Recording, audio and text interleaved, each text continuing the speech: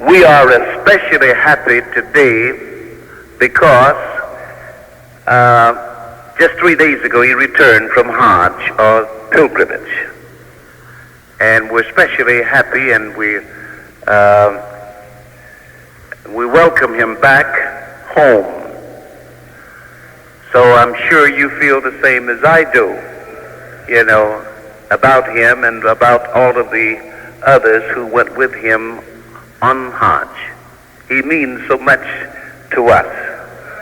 All praise is due to Allah, because he is the Mujaddid. And the world of Islam is recognizing that more and more. So, dear leader,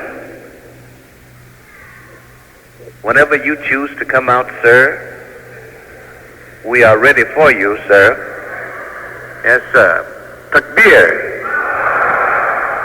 Now, whenever we say takbir, that's just merely, a glorification. When we say Allahu Akbar, this is merely a glorification to Allah, the one God.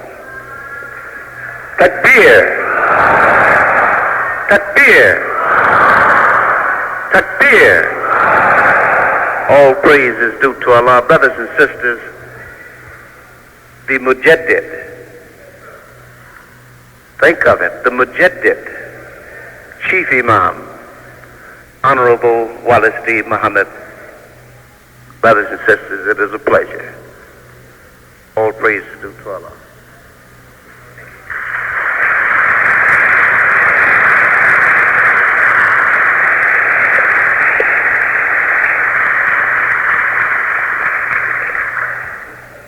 Dear beloved Muslims, brothers and sisters, Assalamu alaikum. All praise is due to Allah, the Lord, sustainer of all the world. With Allah's name, to Him is due all the praise. We begin the speech, our Sunday afternoon talk. I see we have snow out there today, and it's thickening up, it's coming down. But we know that when it comes, and it doesn't last forever, it goes away. All praise to Allah, you have made it here. You who are here, you braved the snow and bad weather and came out. We have many who didn't make it today, or haven't made it yet. But all praise is due to Allah.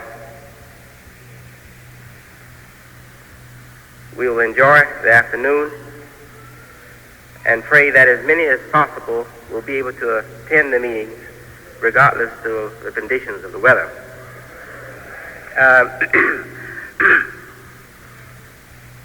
Dear beloved Muslims, I don't want you to be over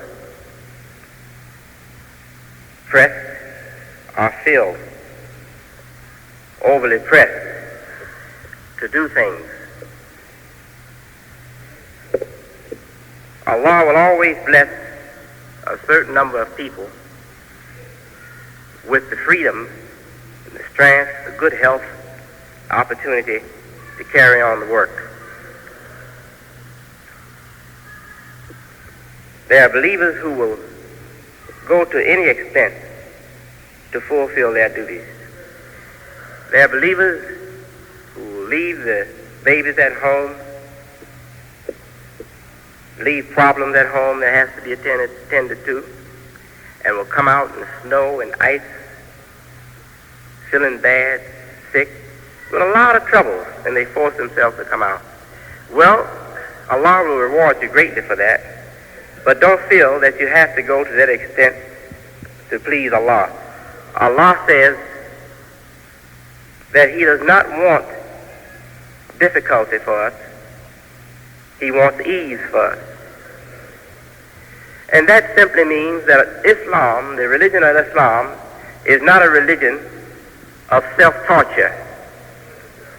Allah doesn't like to see us torturing ourselves.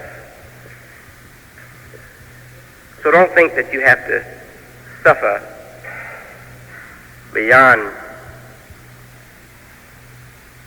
the degree of, I would say, wherein there would be good sense to please Allah. You don't have to. But do what you can do. Do what you're able to do. And always have the heart and desire, the mind, to do all that should be done. As long as we have the desire strong in us, then that is enough if we are carrying out as much as possible our duty to keep our faith and to keep our community strong and growing. Allah says that He wants ease for us. He doesn't want difficulty for us. But in the same revelation, the same book, Allah says that surely with difficulty comes ease. And in the same book He says also that He has created the human being in difficulty. He has put him into toil and struggle, into difficulties.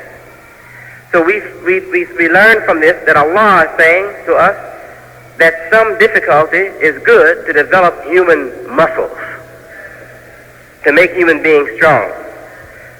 But Allah has not created this difficulty for us because He wants that for us. He has created it for us because we need it to develop strength. And once we develop the strength, then we can make our life a life more comfortable for ourselves. It takes strength to overcome the difficulties in life. And we need a little difficulty to develop the muscles for that strength. So Allah is very wise, but Allah is very merciful and very kind to us, very loving God. He says to us that He doesn't want hardship for us, He wants ease for us. Still and yet, a little difficulty, a little hardship is good to season up and toughen up the human being. We have returned from Mecca, and I know you would like to hear me make a few comments on the Hajj. The group, the delegation from the United States, from the World Community of Al-Islam in the West, they are still in Arabia. In fact, they might be in Medina today. And as you know, that was the home place, or is the home place, of the Holy Prophet Mohammed, peace and blessings be upon him. We expect the group to return on the 30th of this month. So we still have a few more days to wait for them. And I'm eagerly awaiting their return. I'll be happy to greet them because they're heroes. And I'm telling you a fact, they're heroes. See, I couldn't tell you all about Hajj because it wouldn't have been fair to you. You're supposed to go with your own faith. You're supposed to go with your own desire to make the Hajj. And no one is supposed to condition you too much for that trip. You're supposed to condition yourself by praying to Allah and preparing for it. All we do is tell you it's a long trip, it's the Hajj. And there are some difficulties there. But if I had told the whole story, maybe some of those people wouldn't have gone. See, the whole story, the full story is that there's a lot of difficulty involved. It tries you physically, it tries you mentally, it tries you morally, it tries you spiritually, it tries you in every way. But when you come through it, you say, "Innama ala usri yusra." Surely with hardship come the ease.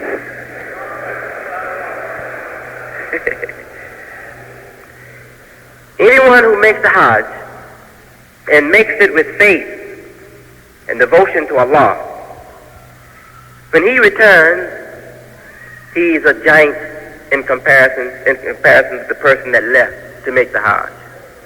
He comes back a giant of a person, because he has seen so many sides of his own nature. Now mind you, he's seen the sides of other people too. But Hajj really brings out yourself. When you make Hajj, you go there, you're so happy to make Hajj. Oh, you want to see the Kaaba, you know? You want to pray where Abraham prayed. You want to make the run that Hagar made, you know. You want to drink from the Zamzam, from the well. You want to drink that sweet holy water. All of those things are just so beautiful and so exciting in your mind. And when you get there and find out how much energy it takes to make the run that Hagar made, when you find out how tired you are when you get to Zamzam, and how you have to struggle with other Hajis to get some of that water. Because you're not the only one going there for that water. There's about 2 million, I believe, was there. And they all wanted some of that water. And there's only one well. They don't have 1 million of them, just one. So you got 2 million people, all of them want some of that water. 2 million people, all of them want to circle the Kaaba. All of them want to make the run of Hagar. All of them want to throw the stones at Satan and hit Satan in the head, you see? All of them want to do it. So can you imagine that many people all wanting to do it and trying to do it at the same time? It's quite difficult. Now, I don't mean that 2 million people will be there at Zamzam, but there will be a whole lot of people there at Zamzam. Thousands will be there. They'll be lined up, waiting to get to Zamzam. And you're lined up, you're trying to get there too. You're struggling. There's a lot of difficulty involved, But the true heart grows stronger and grows healthier under that difficulty. The disbeliever, he usually drops out. Yeah, pretty soon it'll tell on him. It'll bring him out. He can't make it. It's too difficult for him.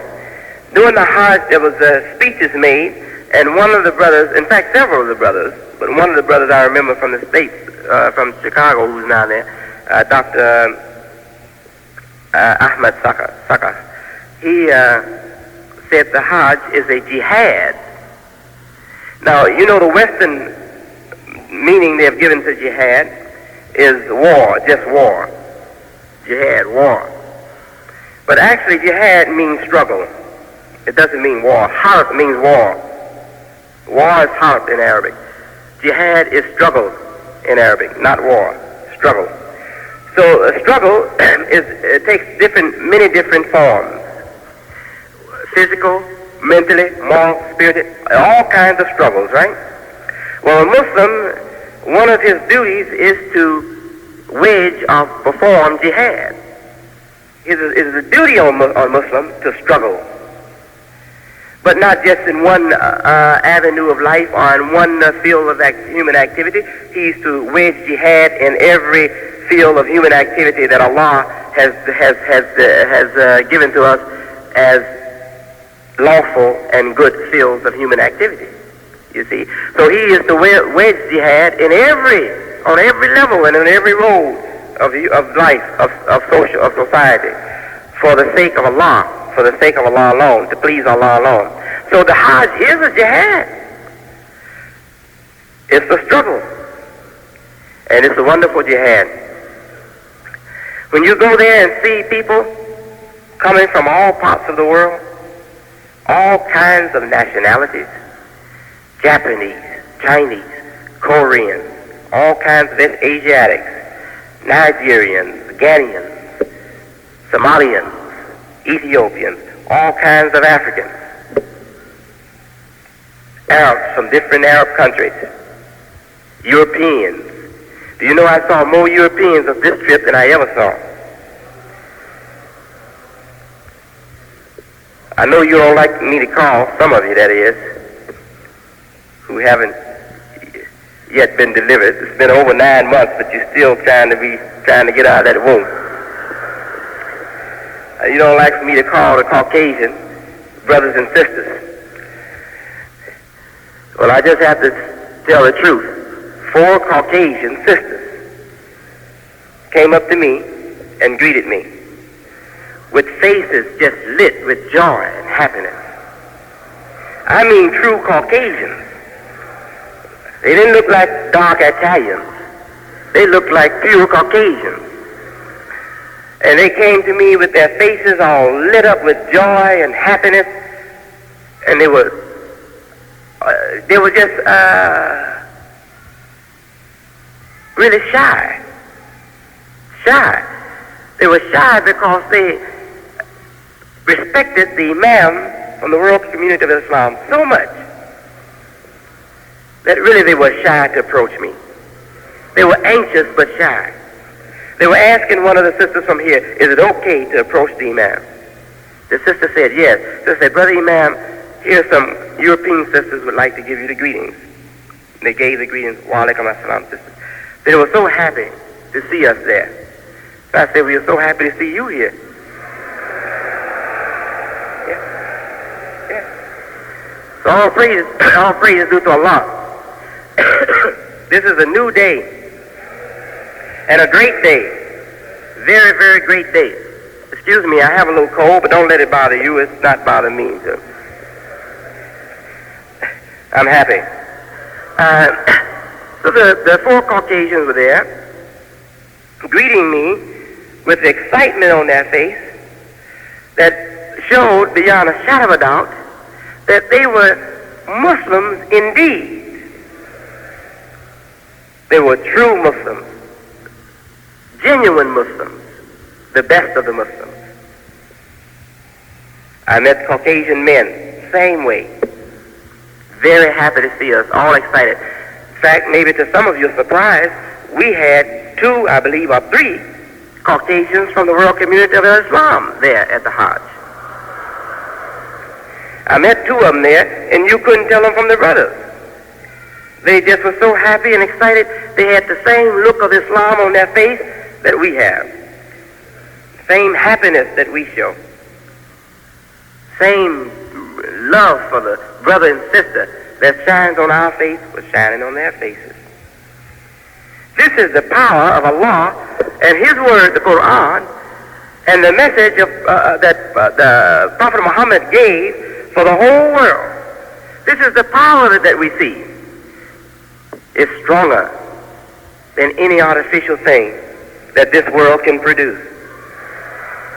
There we saw the oneness of the brotherhood, the oneness and the brotherhood of man, the oneness of man in the brotherhood of Islam. All coming obeying one God, believing in one truth, accepting one messenger as the messenger of God to all people.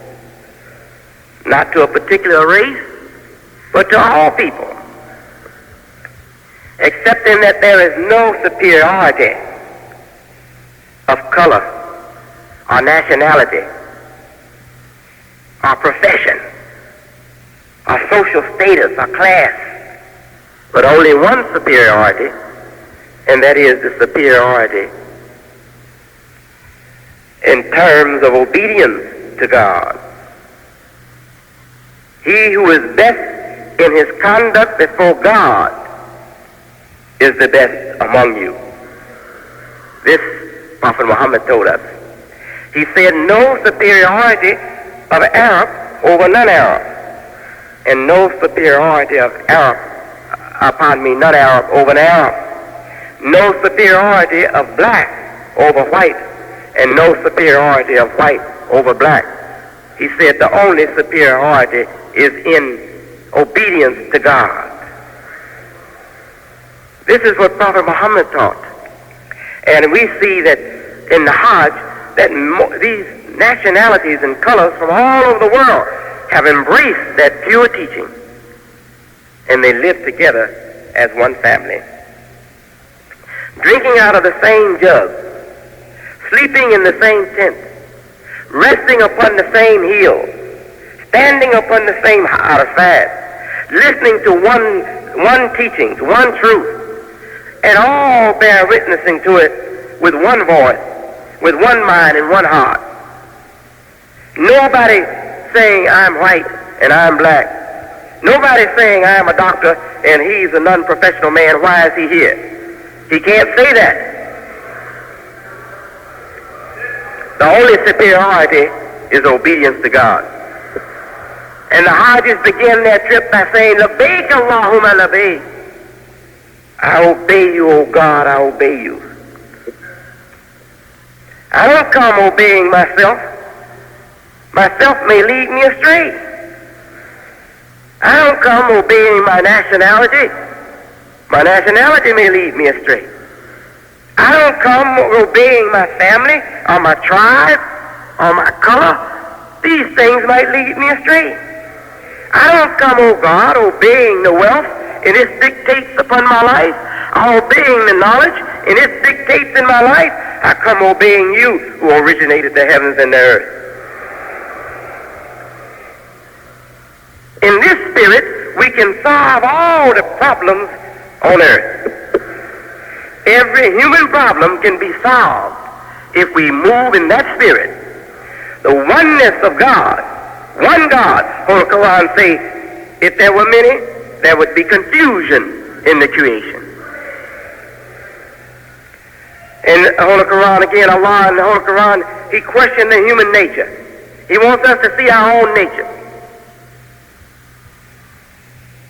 See, is there a likeness, is there a comparison between the two? One obeying one master and another obeying two or many? You can't compare them. A man who's trying to obey two masters, he's confused.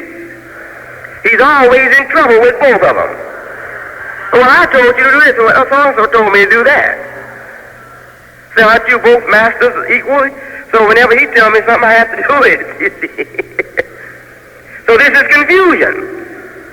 Does a human being want 2 or 3 leaders to direct them, or one leader? Do we want 2 or 3 presidents or one president? Are there 2 or 3 heads over a university or one head over a university? Human nature tells us one to be the absolute boss on top and others to take advice. Is that right? That is God. And if we accept the God like that, it brings us into a spirit to accept each other as brothers and sisters. But as long as we believe that I have my own personal God and you have your own personal God, we'll never come together. Your God leads you one way, my God leads me another way. But if we can accept to have one God and that God be the true God who formed the creation, formed life, directs it, and controls everything in the heavens and earth. If we give ourselves to that one absolute authority who is creator, originator, who is judge, not just today, but yesterday. Before time began, he was there. One who is aware of things from the very beginning and will be aware of things until the end, and nothing will outdo him. Everything will pass away, and he will exist forever and ever. Believing in that kind of God, all of us can come together. We can come together and be brothers and sisters under that one God. We will respect each other as equals under that God. I believe in that God, you believe in that God. That God created you, that God created me. That God is my protector and your protector. Don't you know that? Allah is not just the protector of a certain people, a certain individual, or a certain race. Allah is the protector of all people. Coming into that kind of knowledge brings us into the mind and spirit that is needed in order for us to make this society, this human family on earth, a peaceful one, a sensible one. Dear beloved brothers and sisters, the Hajj is a great message. It's a great message. It's a message of struggle. Struggle to do what? Struggle to overcome those evils that deprive human beings of peace and happiness, security. What are those evils that deprive us of peace, happiness, and security? Falsehood, selfishness, racism, class distinction and discrimination against classes. These are the evils that deny the human being on earth the blessings of peace and happiness and security.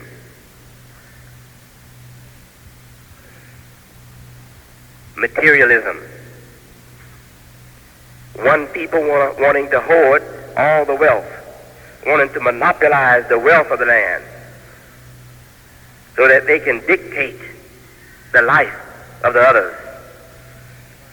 The Hajj is designed to destroy these evils, all of them.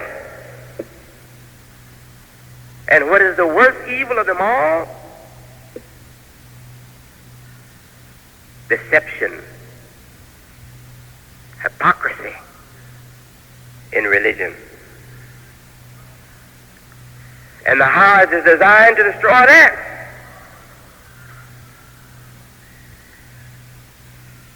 We go and we throw stones at the Satan, the devil. We throw 7 stones.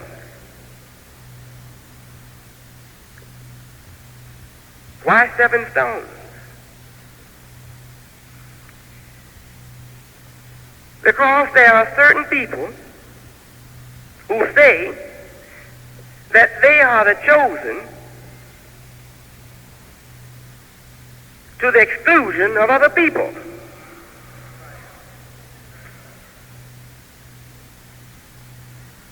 And that the Sabbath is their Sabbath day by birthright, and the Sabbath day of other people by adoption. Certain people have made themselves legitimate creatures of God and have written all other people off as illegitimate creatures of God that can only become God's servants or his sons and daughters, as the Christian scripture or the Jewish scripture gives it, by adoption. I don't need anybody to adopt me. I have a mother and a father and a God who created me. Now what do I need somebody to adopt me for? Well, you pick up the Christian and Jewish scriptures, and they talk about adoption and birthrights. Birthrights for the particular class, or for that particular race, that are supposed to be the children of God, and adoption for all others. Am I speaking the truth? Yes, nothing but the truth.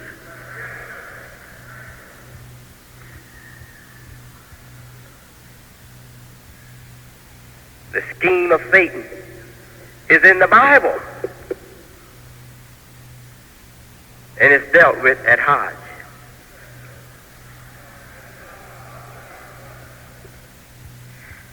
The Bible says 7 eyes went out searching the land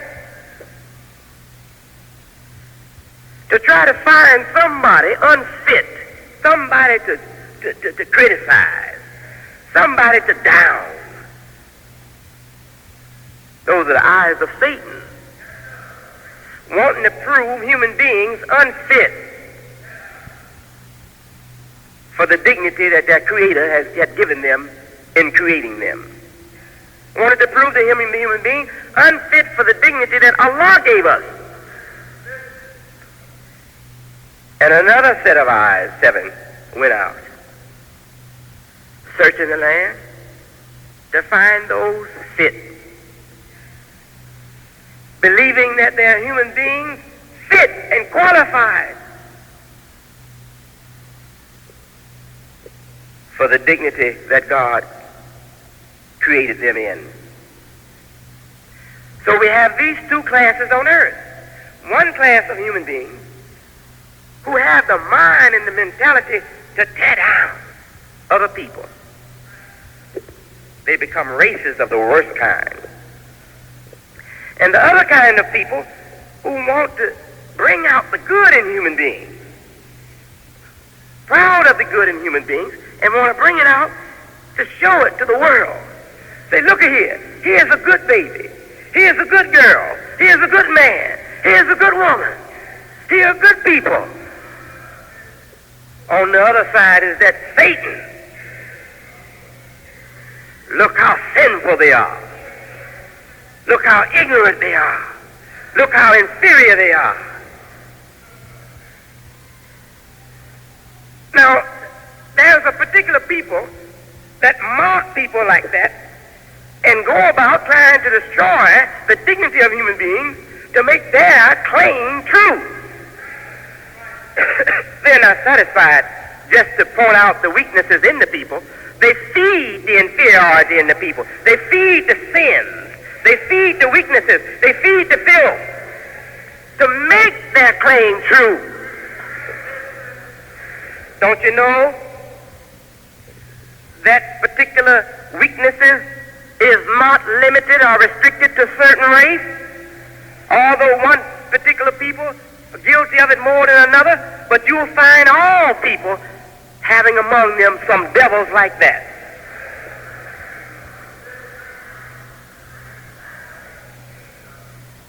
Who make evil, wicked, discrediting statements against human goodness, against faith, against righteousness. And are not satisfied just to make statements, negative statements like that. They go about sneakily, hypocritically,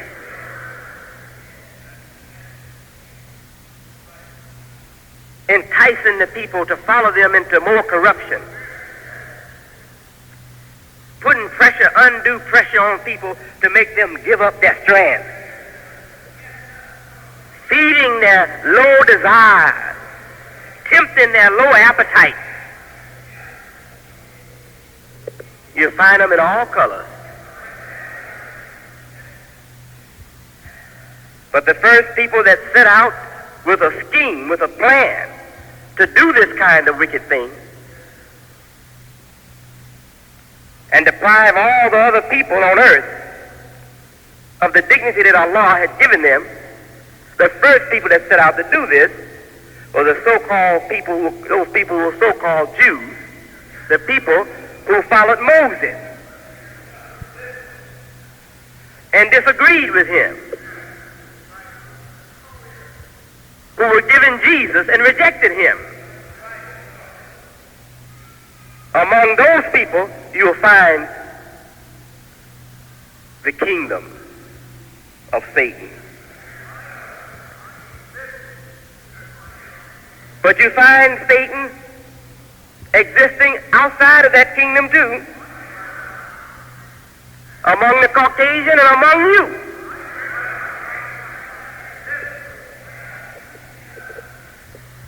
Some of you,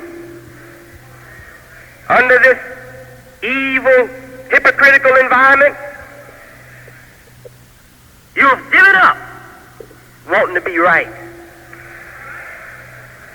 and have made up in your heart and your mind that wrong is where it's at.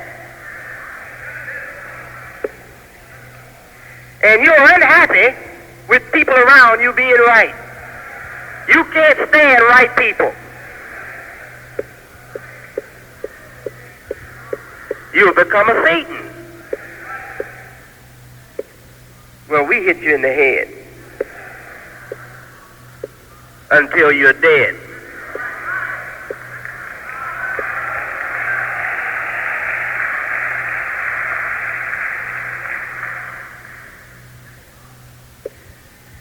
It's not a spooky, invisible thing that we're fighting. It's the human devil that we are fighting.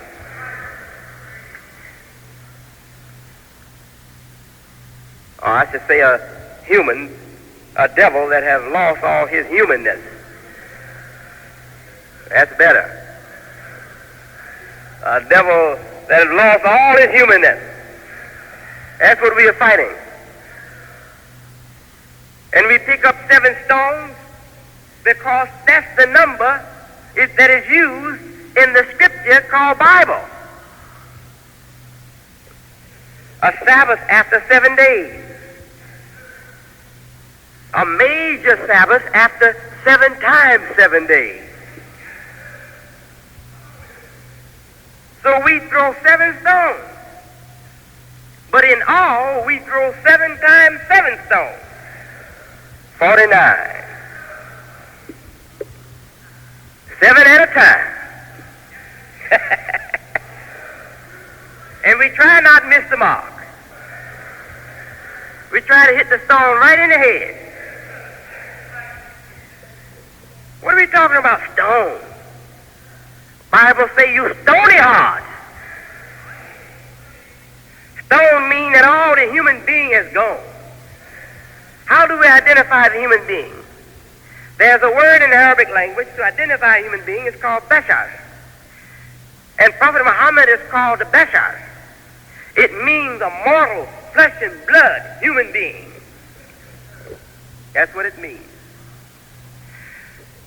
But what does the word refer to directly? To the skin. Bashar. To the skin. We feel with the skin. The skin is sensitive. The human being is made to be a sensitive creature. But when he hardens up and becomes callous, like a stone, you touch him, you don't feel nothing but stone. He can't feel anything because he's stone. Cold-hearted, cold nature. Nothing touches his sentiments. Nothing stirs sentiments in him. Become a solid stone, hardened against human nature, hardened against God. That's the devil. That's the human devil. Our devil who has lost all of his humanness. We take stone and throw at stone. 7 stones at stone. What does that mean? Fight fire with fire. That's what it means, fight fire with fire. I can bring some water to the devil, but he's not skin anymore. Skin needs water. Stone doesn't need water. Don't bring no water to the devil, bring a stone. Oh, are you teaching that we're supposed to be a devil against the devil? No. Be a servant of God against the devil. But if he persecutes you, persecute him.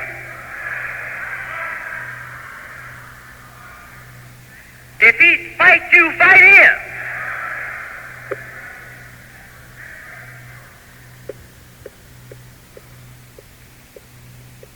Don't talk sweet talk to him.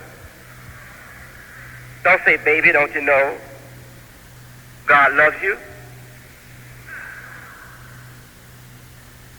It takes skin, flesh and blood to hear that. The devil have lost that. Have you seen anybody more successful than me in your day and time? In driving the devil back and bringing people into their human form? You haven't seen anybody more successful than me.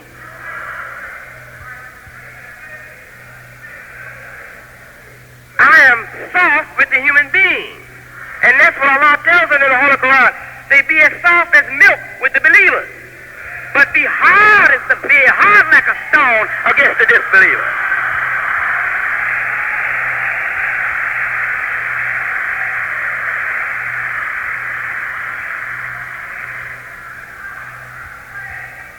You don't help a wicked person by sweet talking them. You want to help a wicked person? Be strong against them. Then you help them.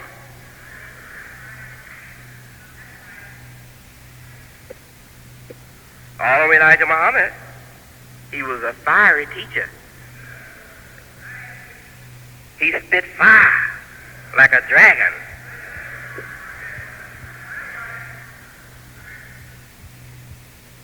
He fought fire with fire.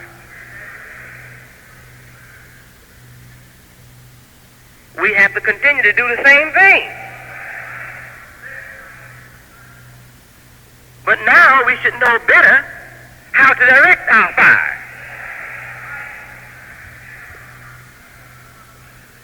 I don't see the Klanmen standing out there giving me trouble.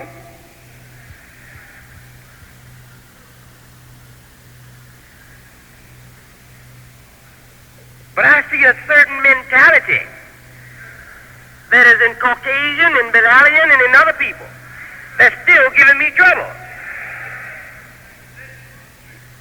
So as long as we are being bothered by the human devil or by the devil who've lost his humanness, we have to fight that devil and fight him with fire.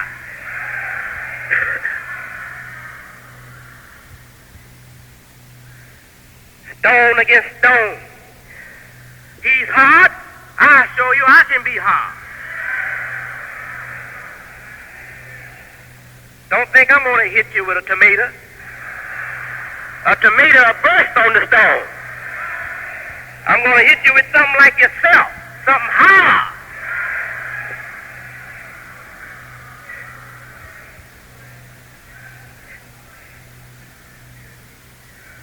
Do you know what is the coldest thing in the world?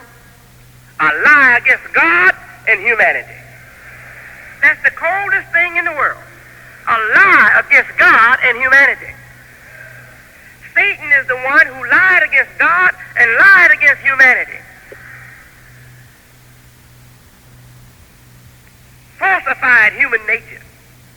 Made people think human nature was something inferior to what it really is. Satan did that. Where did he do it? In your Bible.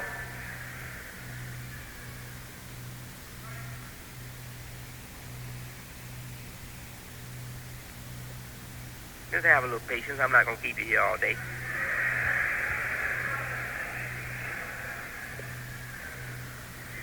What do we mean by cold?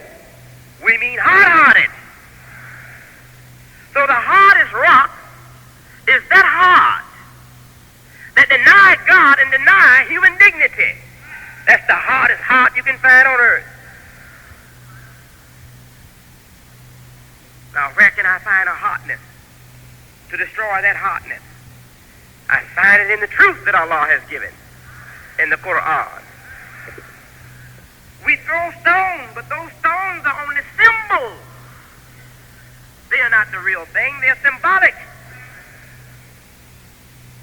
Allah says in his Quran that truth hits falsehood in the head and knocks out his brain.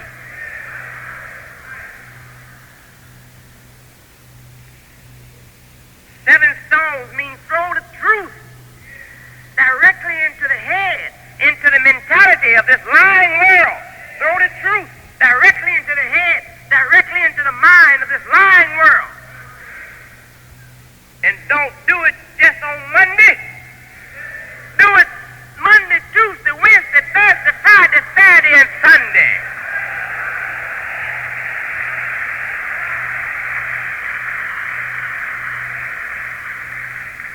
Do it every day of the week.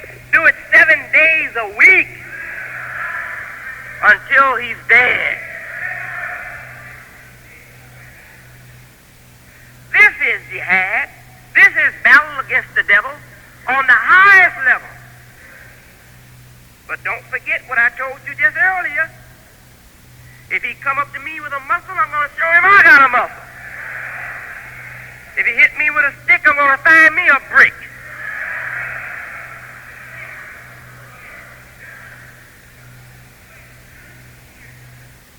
There are some sheepish people who will let wicked people just come into their holy life and tear it up. You come over here, you'll get your butt stripped.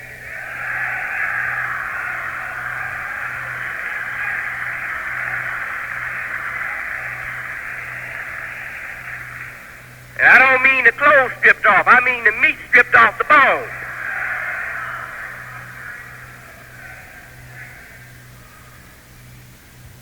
We are peace-loving people. We love Allah. We love all people. We're out here battling, talking to our own kind right here, the Belialian people. But there are people out there who are also our kind, humankind. And we hope that this truth will reach the whole humanity. But don't think we're some song singing angels. We are flesh and blood human beings. We can be angered,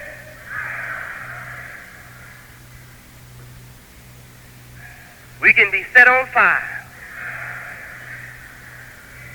And I just hope we don't start burning. I hope we can keep the peace.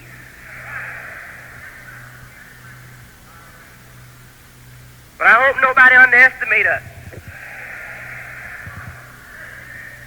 The righteous are the fearless.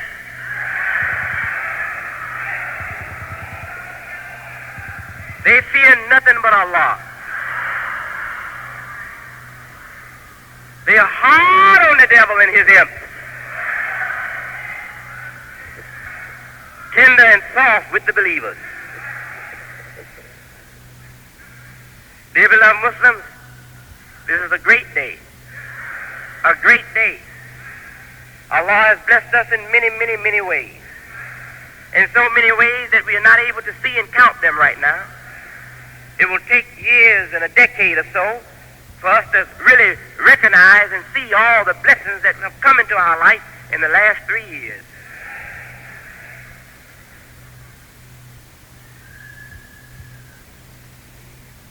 Dear beloved people,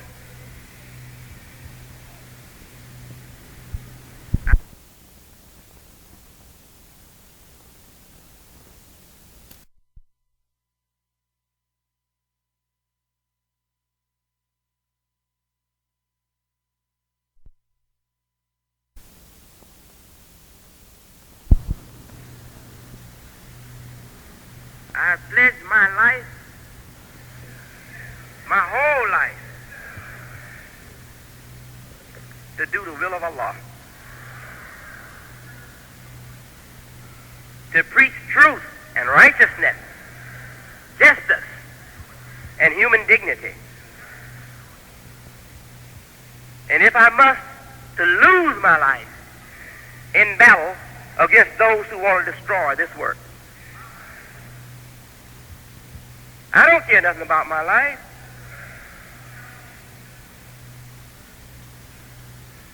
I want to see this life grow and prosper.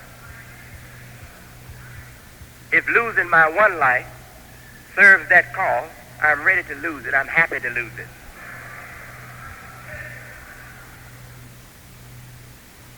No, I'm not asking you to prepare for war. I'm asking you to keep your eyes open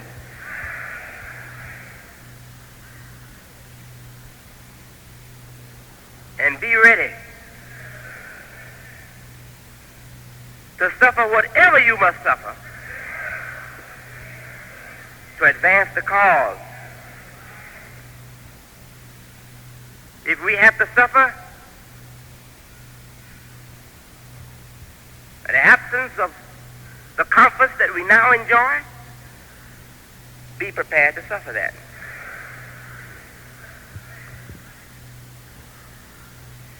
If you have to suffer criticism, hatred, persecution coming from a certain people or a certain group, be prepared to take that.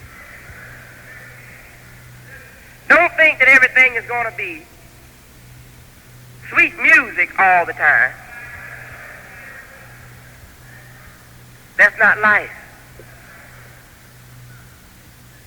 Life throws in a little bitterness occasionally to make us appreciate the sweets. And we have to be prepared to accept the bitter and endure in order to hold on to the sweet. The bitter is the inferior. What I mean by that? The liars, the hypocrites, the unrighteous, they are the inferior. They are the weak. They are the cowards. But they hope that their pressure on you or their confusion that they make will dishearten you, will cause you to lose faith, cause you to give up.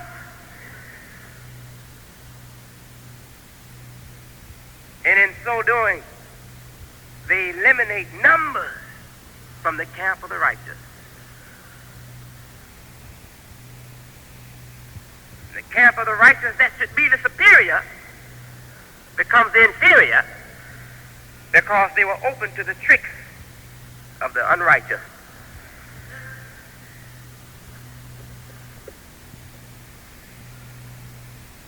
Years ago, I told you, 2 or 3 years ago, how the wicked people plotted and worked against Prophet Mohammed. They said, let us go in and fill their ranks. And let us pretend to be the best of followers. And then at a certain time, we will all withdraw and leave them. Say, this will kill their morale. They will say, we know that those people were good people. How come they gone? Be aware of these tricks. They never change. When summer comes, they come out. Why? Because they know during the summertime we're going to get good meetings. They want to be out there to be in the group to look for an opportunity to hurt somebody, to weaken somebody's faith. But when wintertime comes, when hard times come, they withdraw. We can't find them because they know that this is hard on you now. And only a few will be out. Say, we won't show up, and maybe they come out and just see a few, they will become disheartened. They will lose faith. They say, no, Imam W.D. Mohammed, he's not the right leader. He can't keep us together. If you come here and find one person, that's enough for W.D. Mohammed.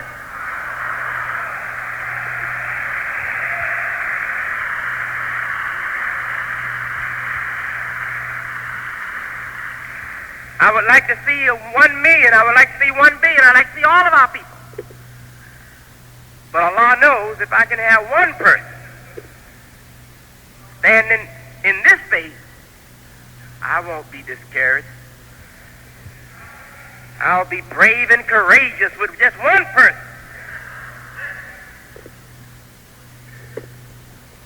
Don't think numbers is strength with me. Faith and righteousness is strength with me. And I'd rather have one true person than to have 1 billion false people.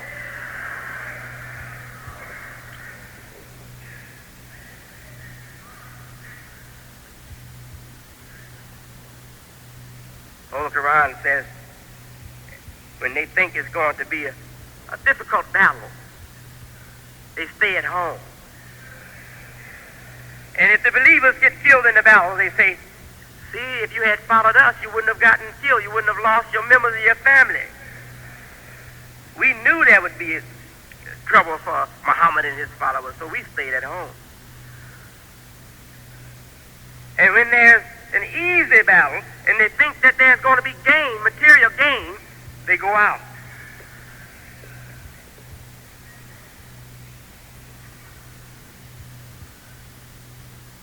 We're not worried about people like that. We shouldn't even waste our time with people like that. Let them go. But don't let them deceive you and weaken your faith.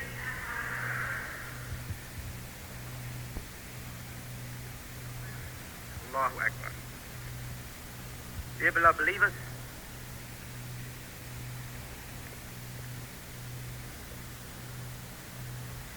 we have a great job to do of giving human beings back their human life. The world of falsehood, the world of the human Satan, that Satan who denies his humanness, that world has taken human nature out of society. You can only find a few people still having true human nature. People loving each other for unnatural reasons.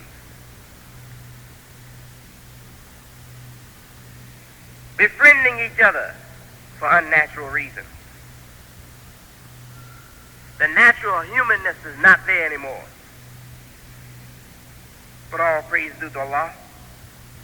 There's still enough of us around here who have human hearts and human brains to deal with them, reform them, transform them, or destroy them. And that's what we got to do. We got to reform the inhuman people of this world, or transform them, or destroy them. The same thing we use to reform, it also transforms. It also kills. So, Imam W.D. Mohammed, what is he all about? I've heard all that religious mess. You dumb donkey fool. You don't know anything. Empty-headed mule.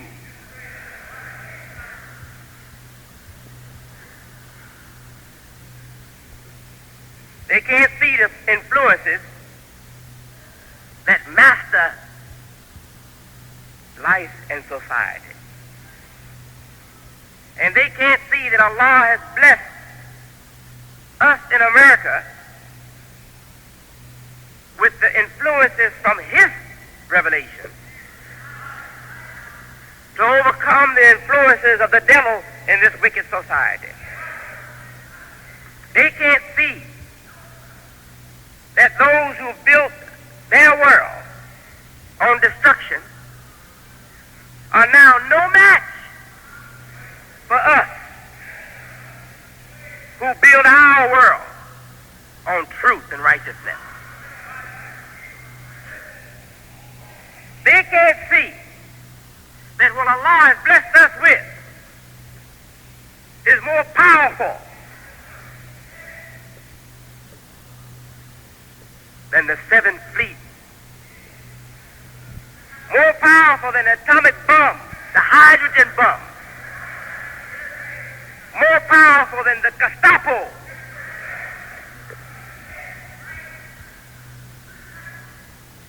Steel and gunpowder and gunfire is no match for what we got. It goes to the individual. It enters his head.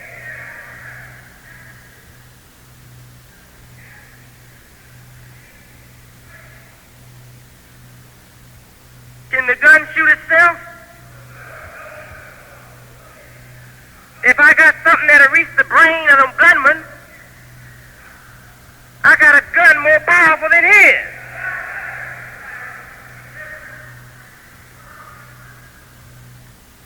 Does the missiles fire themselves, or are they fired by a man? We have a truth that turns the brain.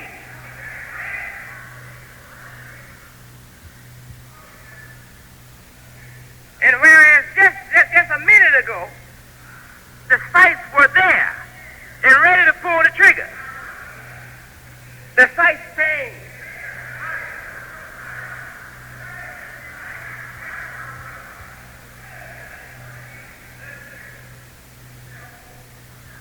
Even in the kingdom of the devil, the strongest weapon is not the physical weapon.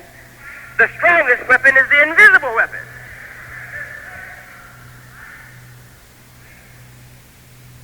We have come to a time in the history of civilization wherein the weapons of war have almost become obsolete.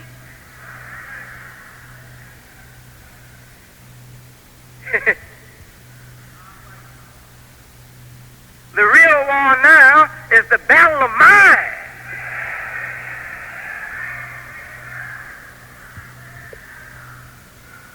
And we got the best and the most powerful mind.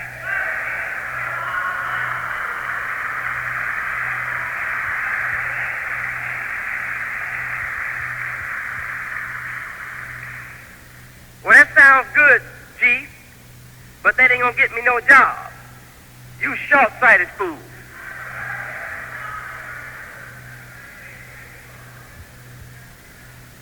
That's gonna get you equality. The truth that I give you from Allah, from the Quran, will give you more than a job. It will give you equality. It will put you on equal plane with everybody and make you a superior over many. You're talking about a job. If that's all I had to offer you, I would join the steel workers union or the plumbers union or something. Or I would join Jesse Jackson. If that's all I had to offer you was a job.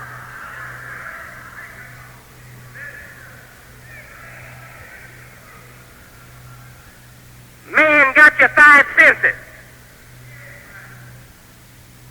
Got your conscience. Got your sentiments.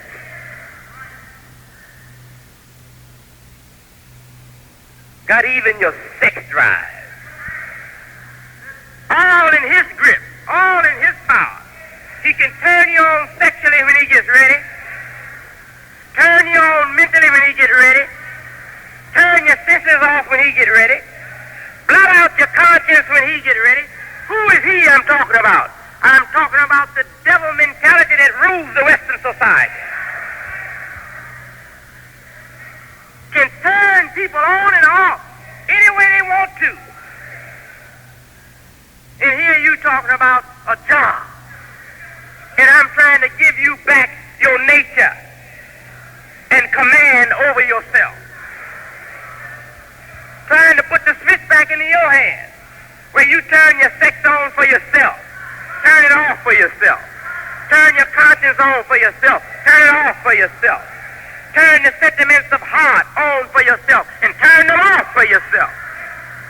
I'm trying to give you control of your life, trying to give it back to you. And some of you around here so stupid, how many jobs the chief gonna give us? What is he doing about the businesses? We got a good businessman taking care of the businesses. You heard from him today, Brother Nada Ali. He's doing a good job taking care of the businesses.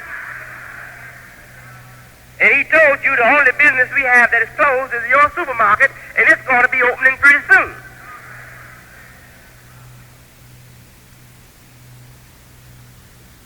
Can't understand these people. Go to U.S. Steel, say, no job. Come to the mosque and expect for us to have jobs.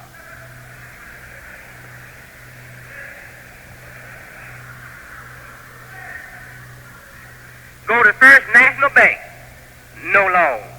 Come to us, expect a loan. We don't have the money that First National has. We don't have the employment capacity that U.S. Steel has. Why do you expect more of us than you expect of the world?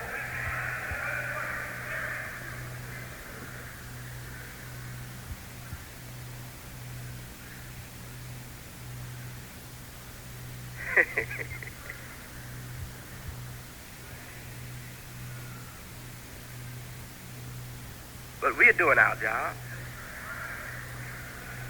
We are not forsaking the business. We are trying to put the business in healthy, natural form. We don't want to operate phases of business. We don't want a mask of a business. We want the business. We don't want a facade. We want the real thing.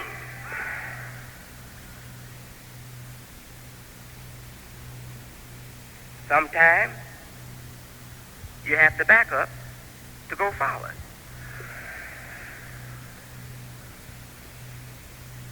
And when you didn't do the thing right back behind you, it's best to back up and do it right and then go forward. So we had to back up, pay a lot of bills, back up and pull a lot of loose strings back together like they're supposed to be. Back up and get our hands and our control on what we got. And after we've gotten ourselves in command of our own possessions, we can move forward. I have no trouble with the believers. The trouble is with the hypocrites.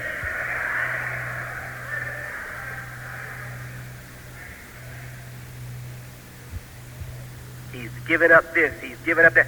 Why don't they tell the truth? Why don't they tell the truth? We're not giving up anything. We're doing what we have to do. And we are trying to give businesses to Muslims in this community who are qualified to operate them, who have some money to buy them. If they don't have money to buy them, if they show qualifications, we're even willing to lend them, give them a loan agreement, have an agreement with them, wherein they pay after the business starts to produce. Should we be criticized for this? I would think the public and the believers would praise us for this. I remember the time when everything was just in the hands of the Moss administration. Everything. Newspapers, fish, everything. And the workers were paid the bare minimum wage. Bare minimum. Now, I don't regret that time. It was a beautiful time. It showed what people could do who believe, who have faith in leadership. Many of you worked for $40 a week. You had a wife and several children to take care of. Many of you sold 300 papers a week and hardly realized yourself $40 or more in profit for the whole week. Many of you worked day and night and took home maybe $100. 16 hours, took home maybe $100.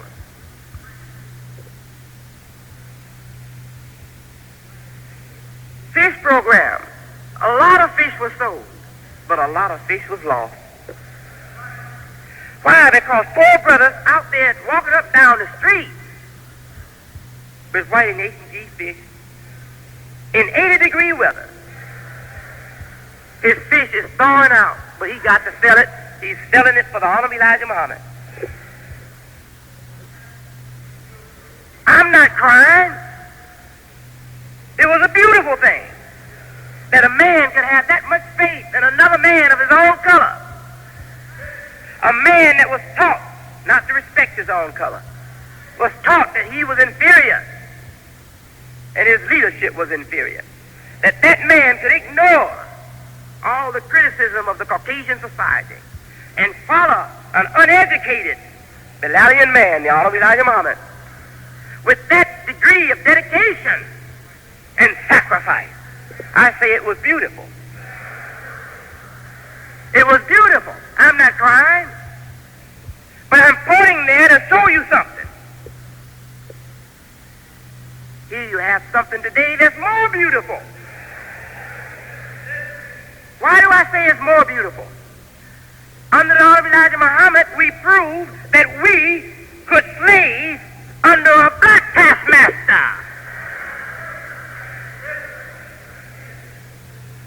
We proved to the world that Bilalian people could give the black leader the same servitude that he gave the white master.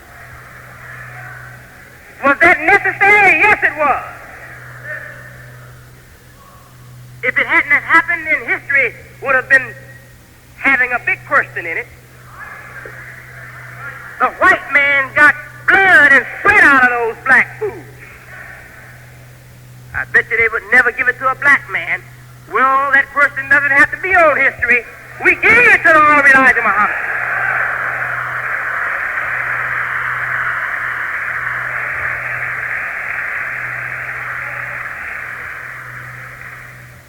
We worked double shift for a half week's pay. We neglected wives and children to give the donation to the Honorable Elijah Muhammad. Many of us lost cars, lost homes, lost wives, following the Honorable Elijah Muhammad. Many of us was beat physically, whipped and tortured for our faith and our dutifulness under the leadership of the Honorable Elijah Muhammad. I'm talking reality. I'm giving you facts. Many good brothers were beat and whipped and killed just because they were good.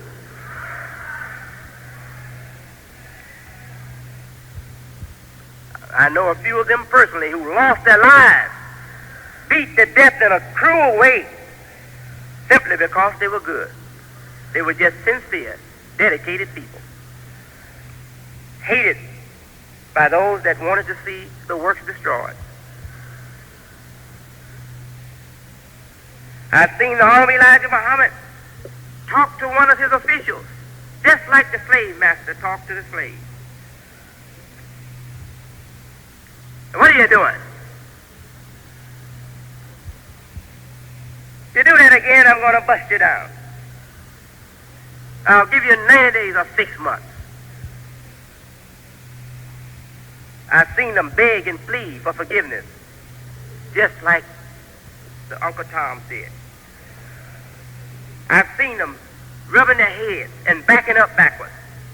Yes, sir, dear Holy Father. Yes, sir, dear Holy Father. Yes, sir, dear Holy Father. Exactly the same way they did for the Caucasian slave master. I've seen them do that for the Honorable Elijah Muhammad. That was necessary. We had to see that there was still a place in our life for Bilalian authority, and that authority could be just as strong as Caucasian authority in our lives. I saw the Honorable Elijah Muhammad call a brother once. I won't use his name, I'll use a fictitious name. Joe. And he came trotting. Just like the slave did for the slave master. He didn't call him Brother Joe. He didn't say Mr. Joe. He said just plain Joe. And this brother came trotting. Yes, sir, dear Holy Father. Yes, sir, dear Holy Father. And the Caucasian was standing there. I know you don't like to hear me talk this kind of talk, but I'm going to talk it because you need it. I don't care about how you feel about me. You don't have to love me. I'm not here to make you love me. I'm here to make you good Muslims and strong people. The Caucasian had brought some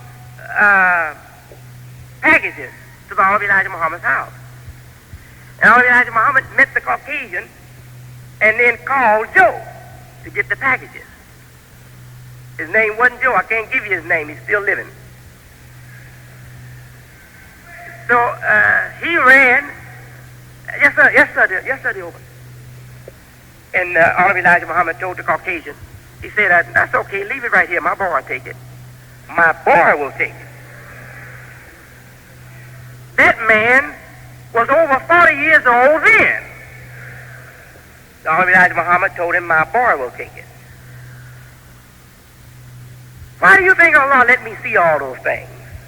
He was preparing me for this day. So I will know both sides.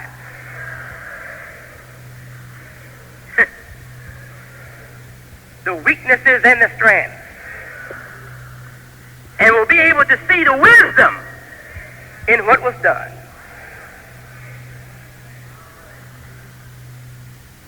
That hurt me as a child, I'll tell you the truth.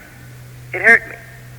And for a long time, back for most of my years that are behind me, that thing stuck in my mind and hurt me. but I grew to understand it. The Honorable Elijah Muhammad was showing that Caucasian, you used to have him, but now I got him.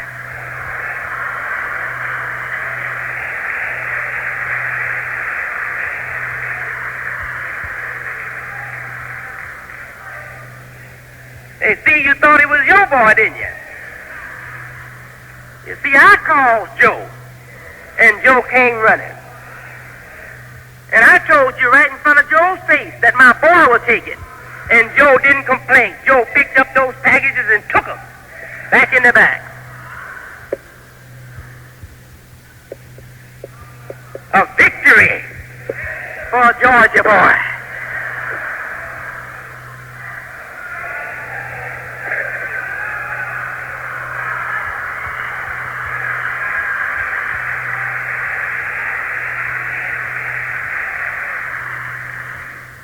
He been wanting to get even with that old Caucasian slave master. Now, don't you know that's the worst hurting you can put on a man? Man, take your wife. That puts a hurting on you, right? Now, the hurting that you can put on him is the same he did to you. Take his wife.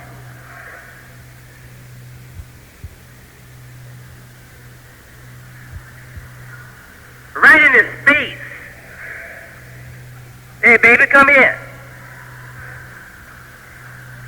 Kiss Daddy on his cheek. Kiss him on his hand. Kiss him on his elbow. Have a kiss on his knee. Make that man want to die. Say, God, I wish I was dead.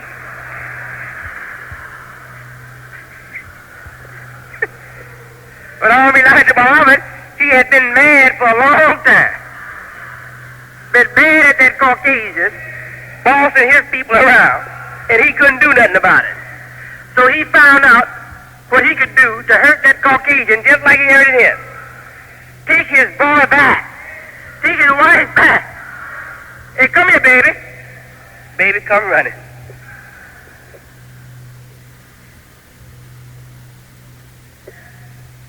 See, you 1960 black power people, you ain't old enough to understand these wise things. But just hang around, we'll teach you.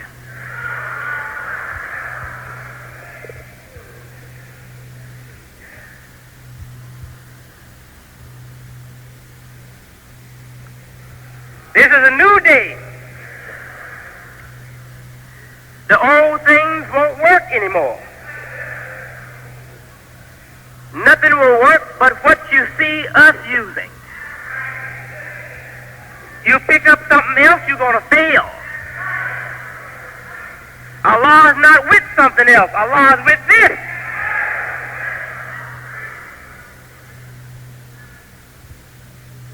If I wanted to, I could excite you. I don't want people following me with drunk minds. I want sober-minded people following. I know how to make you drunk. There's enough happening in the business department for me to come out here and brag on it and make you drunk.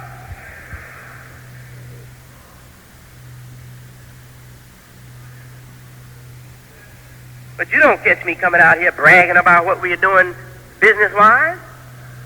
And we are doing something to brag about.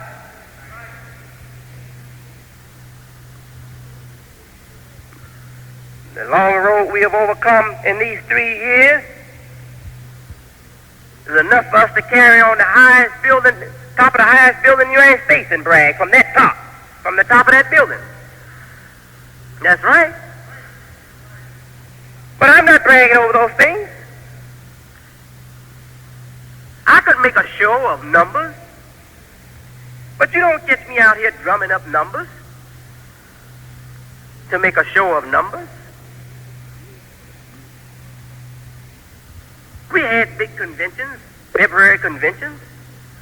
10,000 people come out. 15,000 people. Do you think we can't get that? I want to ask all the people to come to Chicago for a February convention. just to show you that we have numbers, just to make a show of 20,000 or more. We could make a show, I believe, of 100,000 if we tried. Biggest number you ever saw in the history of these people, or any other people of the Lallian people. I'm not talking about the marchers. If we would march, there wouldn't be enough room. Wouldn't be no, that's right. We'd have to have all kind of, they'd have to take some bulldozers and knock down a lot of buildings. If we would march. I'm not bluffing. I'm not talking I'm talking real truth. This is real. If we would get out here and start marching on a good day, in good weather, and march like the civil rights marchers did, before we get to our destination, before we cover the territory that they covered, we'd have so many people that look like the ocean just poured into the city. But they are not the people we want. We don't want marchers. We want Muslims.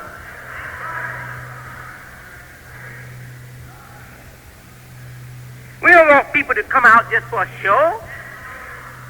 We want Muslims.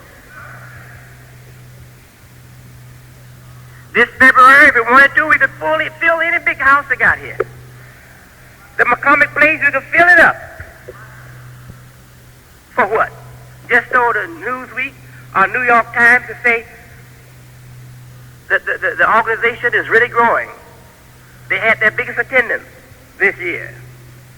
No. Believe me, they know.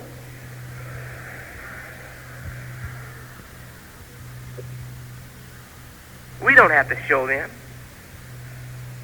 And we don't have to show you.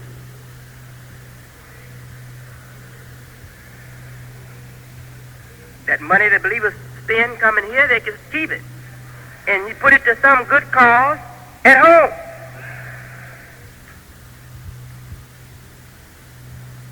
Why give the transportation all that money? Public transportation all that money.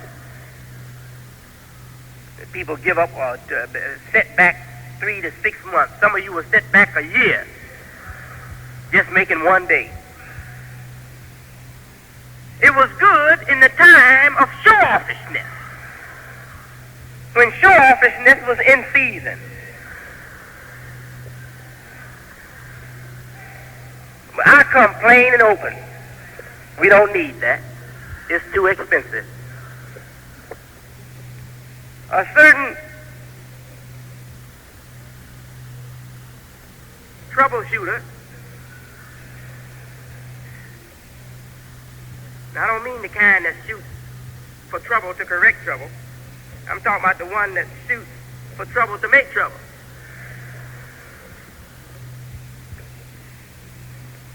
Criticized the second resurrection. Said if there's a second resurrection, that means you died twice. You're certainly speaking the truth. There's no need for a second resurrection unless something died again or died a second death. We were dead to our own human worth.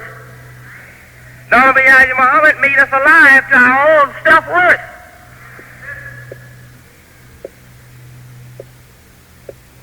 But over the years, especially the last 10 years of material progress, the community leadership and many of the followers fell dead again. They died under material influences. Died the death of the materialist. Certainly you were dead twice. And exactly what we mean when we say second resurrection, we mean you had to be brought to life again because you had died.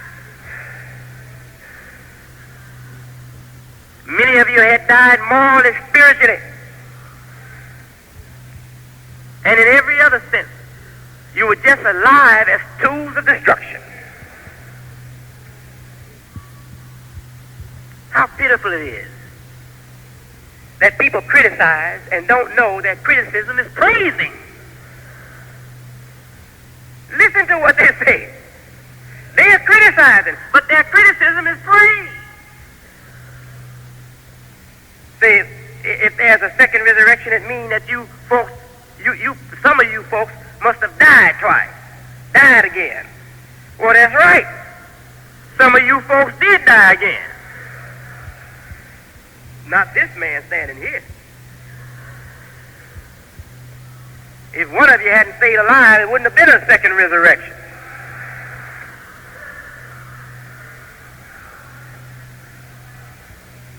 All praise to Allah, I never died with you. You want to find the best follower of the first resurrection? Here he is. Hold up. Best in the first and best in the second. If I wasn't, I wouldn't be qualified for this position.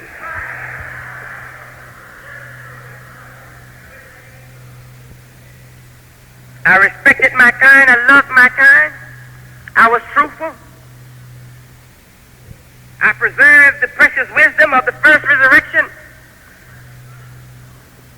I didn't smoke. I didn't drink. Didn't gamble.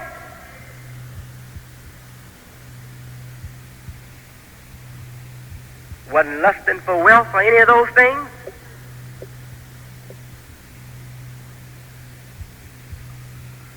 So wasn't I a model follower of our Elijah Muhammad? Didn't eat pork.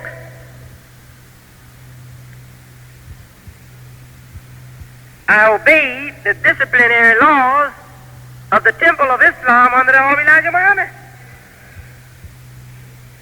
And when you were around here chasing dollars, riding in Cadillacs, Mercedes-Benz,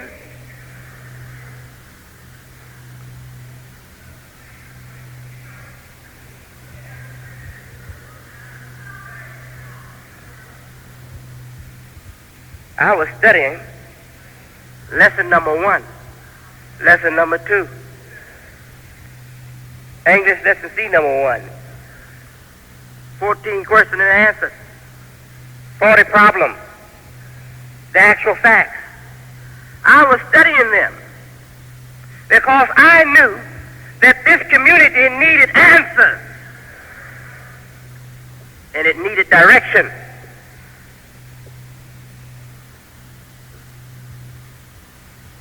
So I was studying to prepare myself so that if there was any need for help, I would be around to help. Not that I wanted to be the boss. I never wanted to be the boss. But I wanted to be in a position that if the community needed help, I would have some help for the community. So I studied and I prepared myself, and I got understanding. Allah blessed me with it. I prayed to Him and begged Him for guidance. He blessed me with understanding.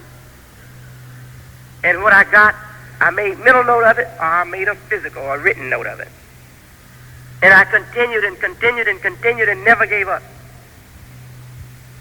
And the time came when the community needed help. And I came with plenty help.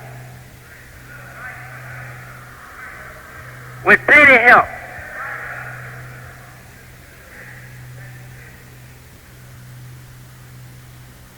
And I was made leader of the Nation of Islam, now called World Community of Islam in the West.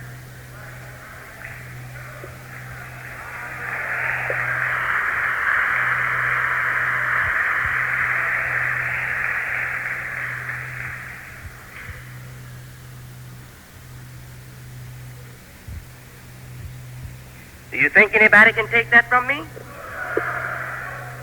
No, indeed. Why? Because nobody gave it to me. Allah gave it to me. What Allah gives you, nobody can take away. I didn't come begging for it. I wasn't seeking it. Allah gave it to me. Because I was the only one around here that deserved it.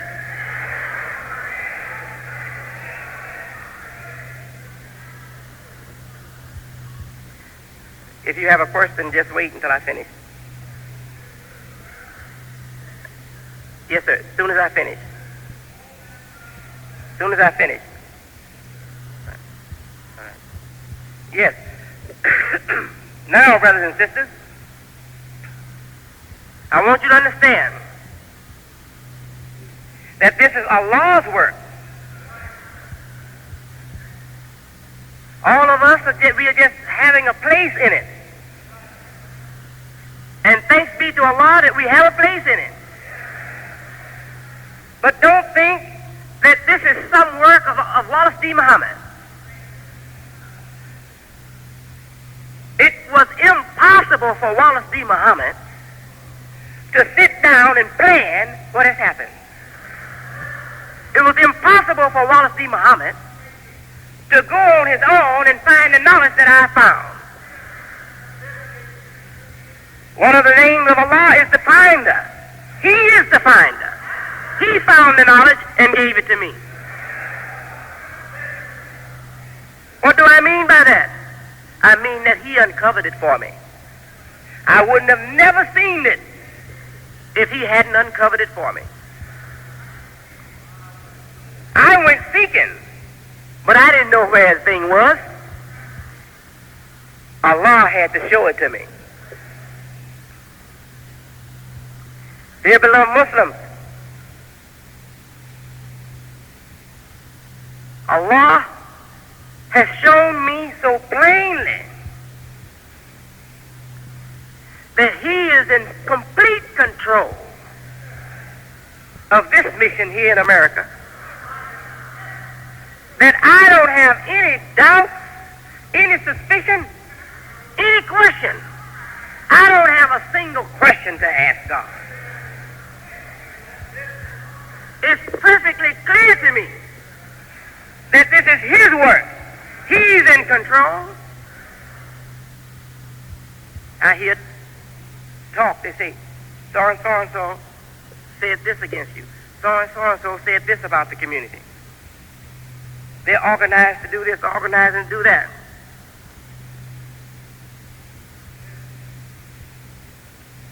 I wish they knew what I knew.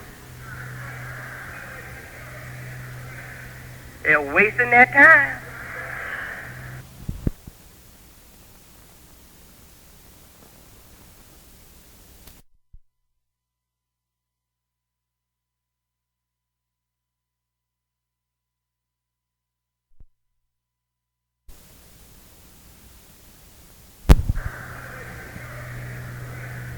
They're wasting their time. I feel sorry for them, because they can't see and I can see. They're wasting their time. Do you know where this community came from? From thousands of years.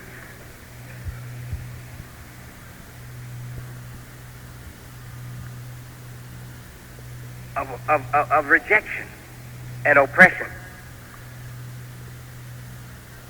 This here is the result of the righteousness that was working in the earth thousands of years ago. This is not just a force that came about yesterday. The force you see working here is the same force that was working in Abraham, Moses, Jesus, Prophet Mohammed, his companions.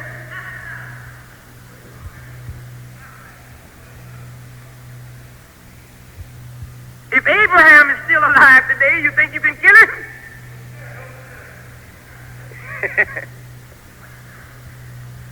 If Moses is still alive today and Jesus is still alive, do you think you can kill him? If Mohammed is still alive today, you think you can kill him? We are alive today. You can't kill us.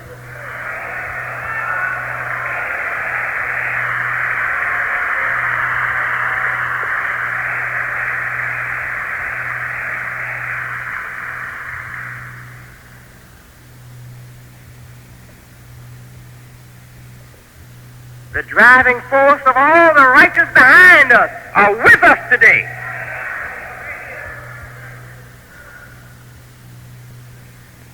This is not just our day.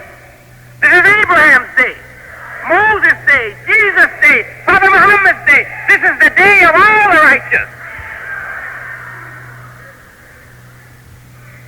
You think it's W.D. Mohammed you're contending with? It's the force of every righteous soul that has ever lived on this earth that you are dealing with. And Allah is behind it. He is the one who has brought the season in. And he is the one who's going to guarantee the harvest.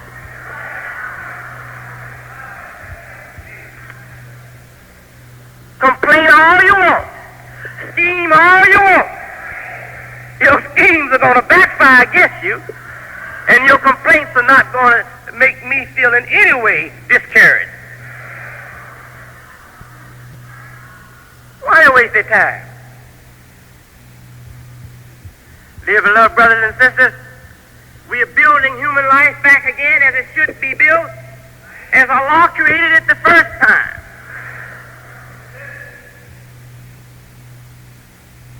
Giving the man and the woman back their nature, making it possible for the human life to grow and blossom, and command respect in the world. The scripture is loaded with all kinds of signs and signals pointing to this day and time.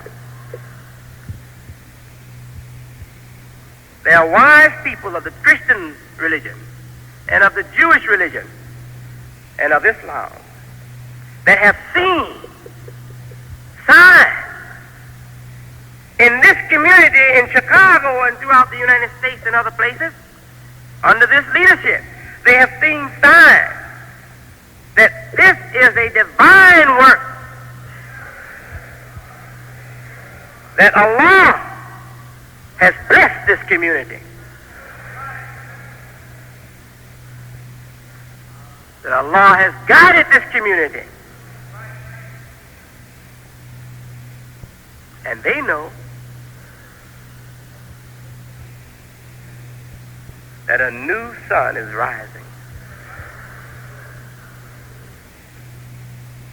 And there's nothing they can do. They should praise Allah and cheer in the new day. But those foolish people who can't see from looking at the wrong thing, they laugh at what we're doing. Oh, you're going down there to the mosque? Get hyped up again? Going down to get your religious fix? Yes? And you'd be well off if you came down and got your religious fix.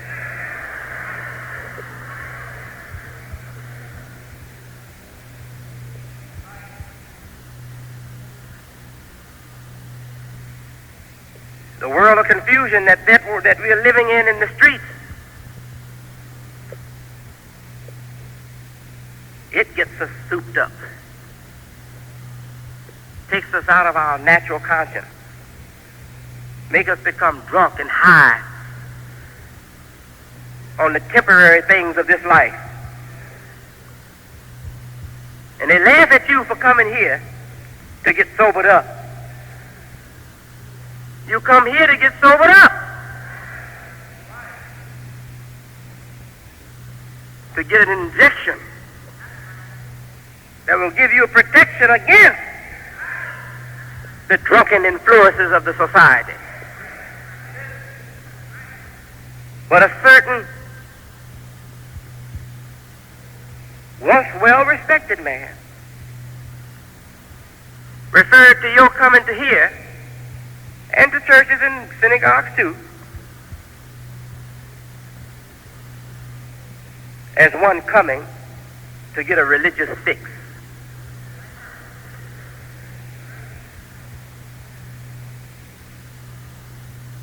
Well, if that's all you think it is, then stay away from it.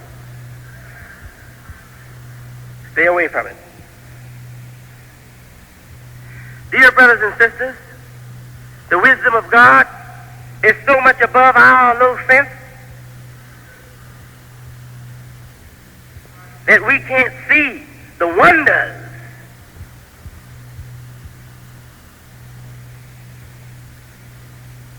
for just looking at superficial things.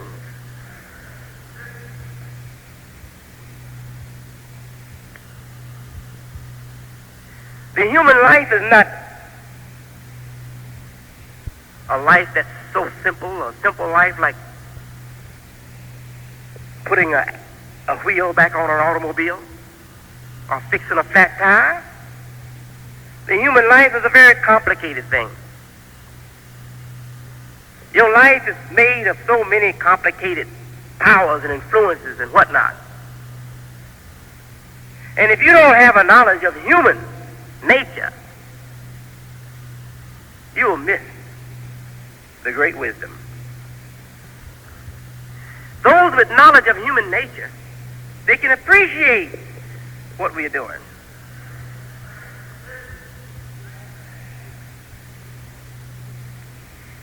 You can have physical form of a human being and not be a human being at all. You can have a head and brains, physical brains, but not have human sense at all. It takes the right knowledge and the right kind of influences to reach your mind and your heart to make you grow into a real human being, mentally, morally, and spiritually. That's our work. What work can be greater?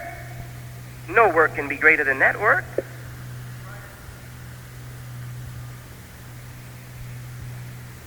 Once that work is done, then that person has his own life in his own hands. He can do something in the community, in the city, in the society. But as long as he doesn't have his own life intact, he's useless. Somebody has to carry him, or somebody will be using him.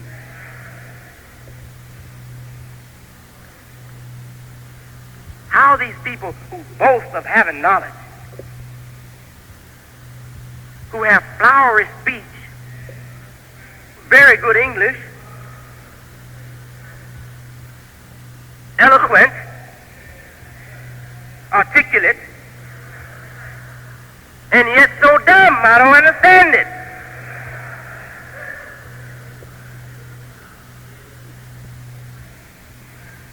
They can't see that before you make a world, you have to first make a man. Make a man, and the man will make a world. Oh, let's get some money. Let's get some power. Let's get an army. Who are the let's that's talking about let's do that? There are people that's not men, not women. They're not even together within themselves.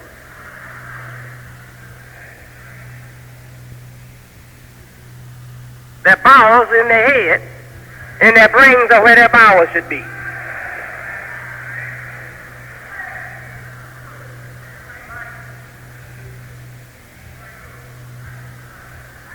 And we say, wait a minute, we're going to get all those things.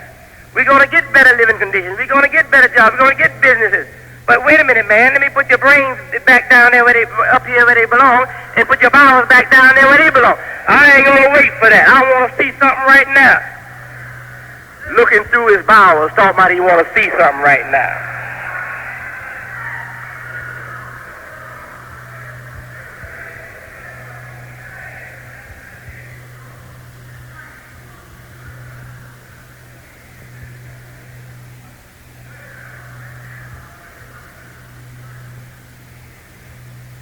Allah made the world. The world is a natural world. From this natural world, we get science. I'm a scientist.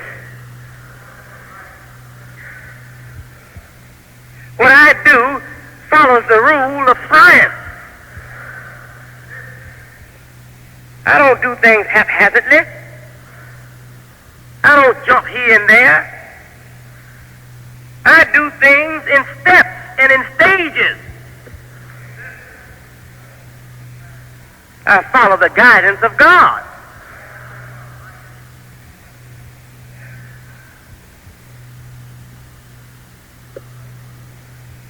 They are sure steps, firm, solid, sure steps. They will get us where we have to go. But somebody with a political mind that want to dream up ideas and snatch pages away from rotten history and plan today's strategy, they're going to do nothing but lead you backwards and down into a ditch that you'll never be able to come up out of. Dear beloved Muslims, our work is very simple. It's complicated because your heart is wrong. You can't see straight. But if you get your heart right, our work is very simple. What are we doing? Showing the human being first what his nature is. Showing him that his nature can be taken away from him. To you, maybe it doesn't make sense. Maybe this is nothing. But to a wise person, this is more valuable than all the money in Fort Knox, all the gold in Fort Knox, all the money in the First National Bank.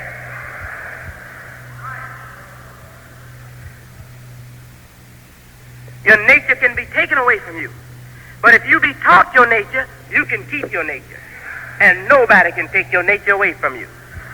You have to give it up yourself. They won't be able to take it.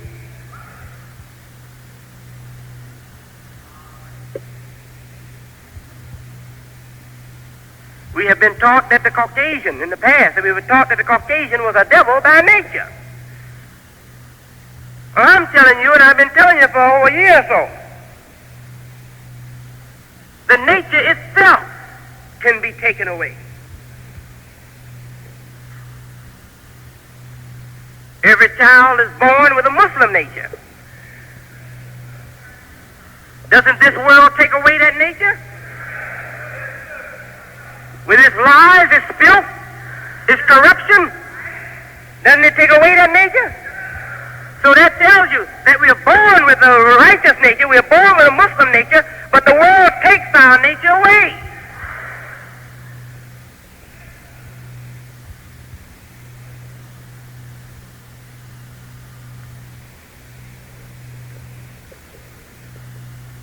Let us look at the lesson where it says that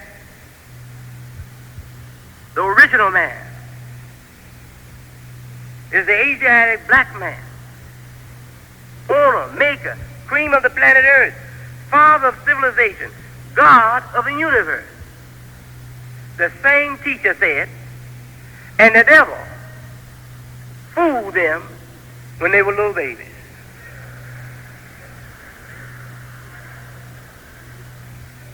The gods of the universe, the owners of and makers of the world, were fooled by the Caucasian when they were little babies.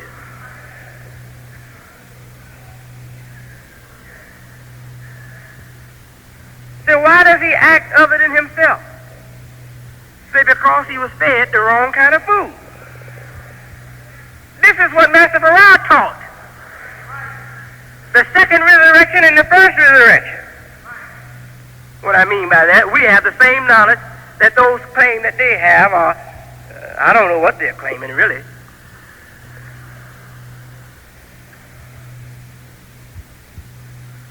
So here the Caucasian now fed the God food, and the food destroyed him. What kind of God is this? That eating pork takes away his godliness. What kind of God is this? That being taught Christianity takes away his godliness. What kind of original man is this that you put him in a Caucasian society, he loses his originality. And what kind of Caucasian devil is that is a devil by nature, grafted devil by nature, that if you keep one of them from the wicked society, they won't be a devil? Master Farah's wife never mixed with anybody other than good Muslims. So the Honorable Elijah Muhammad says that she was a holy woman. So where's the power then? Is the power in the physical flesh, or is the power in the influences of the society? Master Farah's mother, a pure Caucasian, Lord Elijah Muhammad said, don't call her a devil. She was a righteous woman.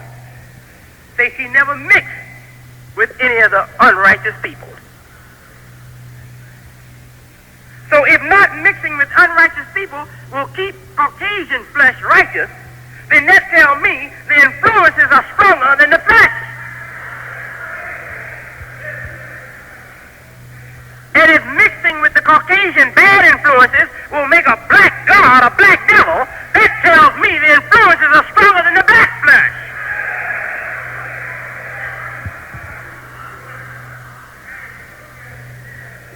The black god taken out of his black kingdom and put into the Caucasian society becomes a black slave, a liar, a drunkard. And the Caucasian goddess taken out of the Caucasian society and put in a good Muslim society becomes a holy and righteous woman. I'm talking Master Farah's talk, letter for letter.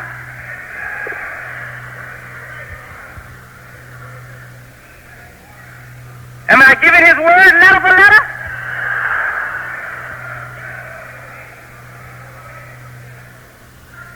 Now, when I finish in a few minutes, I'm going to open up for questions. And I want to see a single one of you challenge anything I say.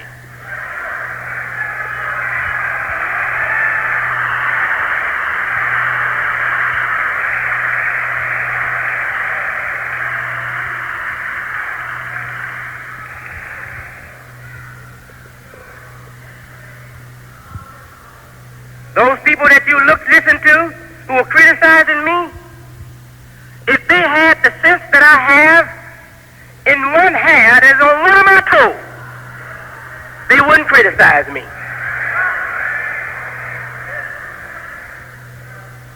They criticize me because they are dumb.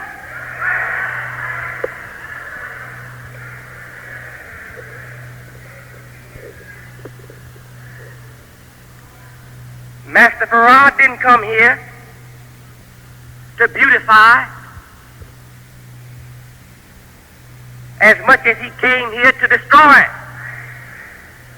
He came to destroy the influence in your life and in my life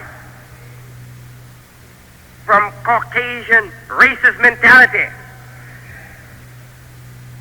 He came to break the spell that they had on our people.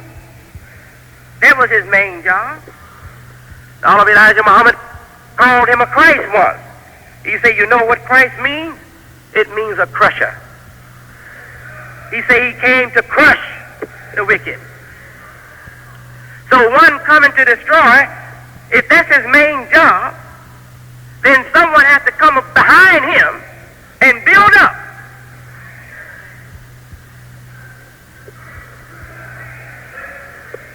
And in coming behind Master Farah Muhammad, I build up. I come in just like a man behind a warrior who came in and just tore the town up. I come in and I have to clean the streets. I have to repair the buildings. I have to build new buildings. Make the city clean and fit to live in again. But in doing it, I have added to the dignity and to the statue of the warrior.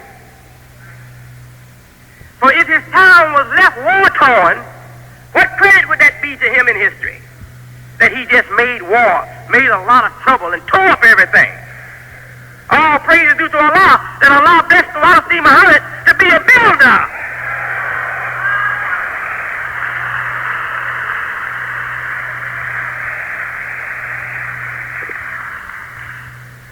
My job is not to tear down.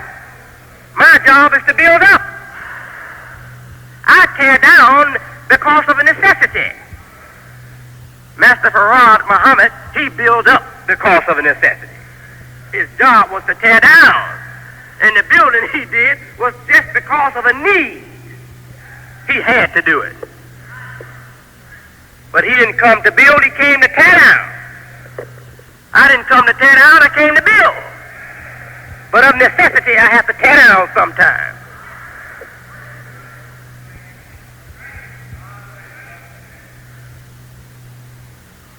The Honorable Elijah Muhammad, Master Farad Muhammad, their great wisdom would never have been seen if Allah hadn't blessed my eyes to open their secrets. People were laughing at them. And don't think the Honorable Elijah Muhammad got people to praise his work. He got people to praise their work. And I'll explain to you what I mean. Building supermarkets was not his work. That's their work. That's everybody's work. Everybody builds supermarkets. Everybody in business. He got credit for doing business. He got credit for cleaning up the bad morals in his society. But these things the Christian gets credit for. Many others get credit for doing the same with sinful people. I can take you to whole countries that have been cleaned up that way. I can take you to communist countries who have that victory. They'll tell you, we don't have prostitution, we don't have theft, we don't have dope. They've cleaned up their society. Communist people have done that. So that's not where the real victory is, not for Muslims. But when Allah blessed me to see the secrets of Master Farad and Honorable Elijah Muhammad, he opened the way for them to get new credit and new dignity. Now you got wise people in the Catholic religion, wise people in the Protestant religion, wise people in Judaism, wise people in Islam, all taking a second look at Master Farad and Honorable Elijah Muhammad because Allah has blessed W.D. Muhammad to unlock their secrets.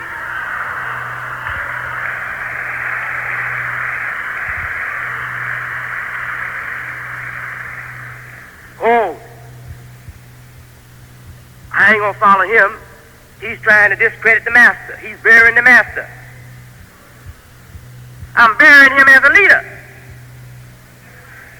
for today, but I'm preserving him as a leader yesterday.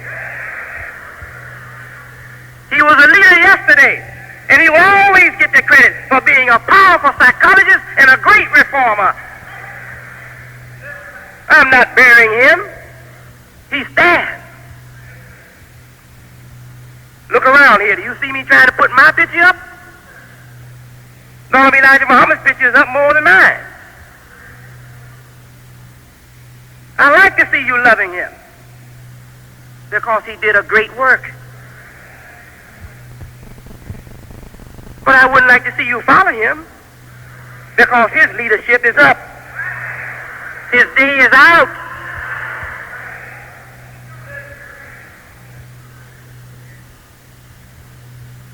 Now there are some who say we got to follow the Honorable Elijah Muhammad dead or alive. Those who say that, they are not legitimate Muslims. There's only one man that we follow, dead or alive, and that's Prophet Muhammad, to whom the Quran was revealed.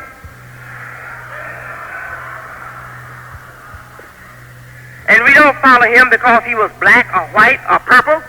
We follow him because God gave him the last revelation to unlock the mysteries of time.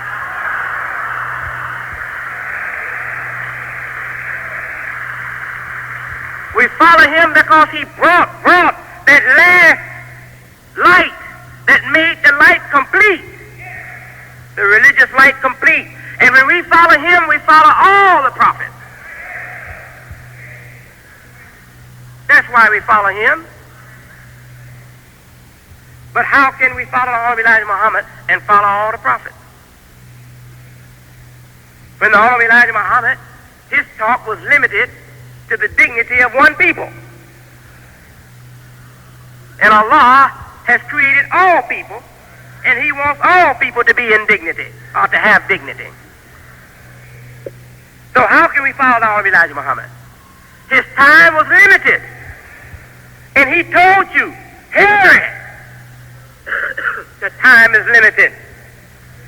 That the time is short. Isn't that what he told you? He didn't tell you this will go forever. Now I'm trying to reason with a few of you who still have a confused mind. Think that this is 3 years after the passing of the Honorable Elijah Muhammad, and now he's supposed to come back in the physical body, or either as a spirit in Farrakhan, Mr. Farrakhan, or Minister Farrakhan, or Brother Farrakhan. I don't know what his title should be. His talk sounds mighty confusing to me.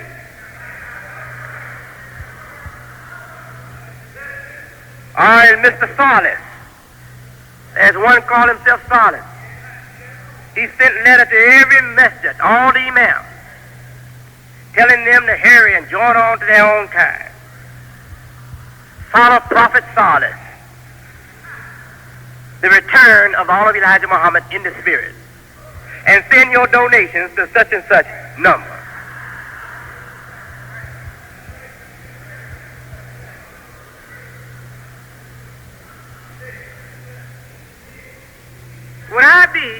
Would I be a true leader to see the wolf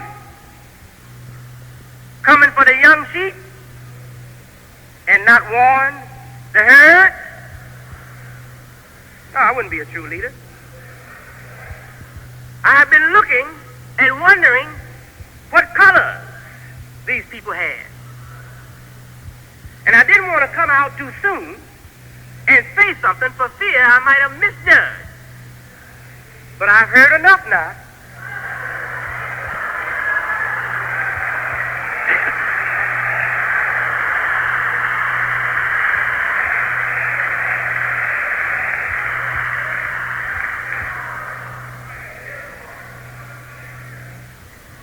These people can't wait for Allah to bring a better season around so they can have more money and better things. They have to devise some fascinating story and some fascinating program to attract an emotional people to become their slaves and their tools. And they'll use your back to sit on. And they'll become a little pimp with diamonds, with a big bankroll, sitting on your back. If that's what you want, go and get it. But don't come this way. I'm telling you right now, you will follow anybody that say they represent Islam, but they say they differ with W.D. Muhammad theologically, or they differ with him on any serious principle. I'd rather you differ too. Get the hell on out of here and go catch up with it.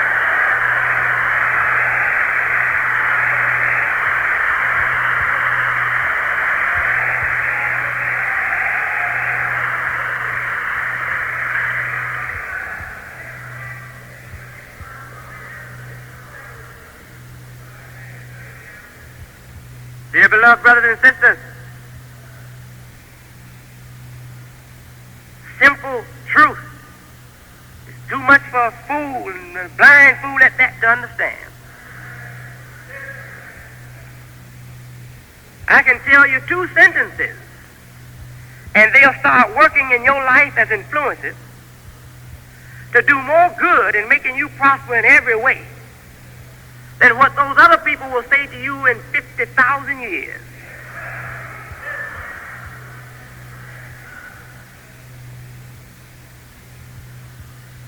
What do I tell you? I tell you that the object of human life is government. Not just government of the many, government of the individual. God has given your nature, the nature to drive and move forward, to come into government, wherein your own self sits upon the throne of yourself and rule the members and the forces in yourself as the absolute king and authority on the throne.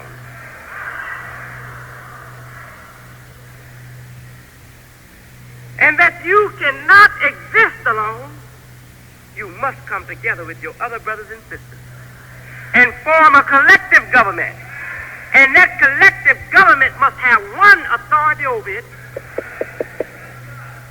That is God, His Quran, the Sunnah of Prophet Mohammed, and an Imam.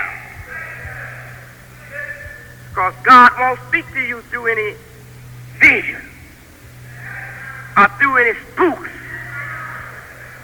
God is going to preach His Quran through an Imam. He's going to explain the Sunnah and give you the life of Prophet Muhammad through an Imam. Prophet Muhammad is not here physically, and God is not going to show Himself physically to nobody. God is going to work always through a deserving human being.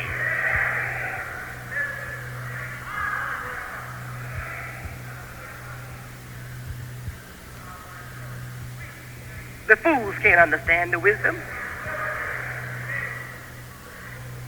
Once the human being accepts that government is the object of his human growth, if he accepts that, he shall grow stronger and stronger every day, more coordinated every day. He's not going to tolerate any disorder or any, what they call it, insubordination in his kingdom, because he knows that he's destined to move toward government, and he's going to be the king on the throne.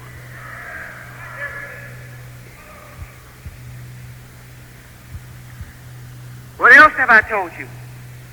Not anything that I have created. This is the wisdom of God that He blessed Prophet Muhammad with. I told you that Allah said, and He says it plainly in the Quran,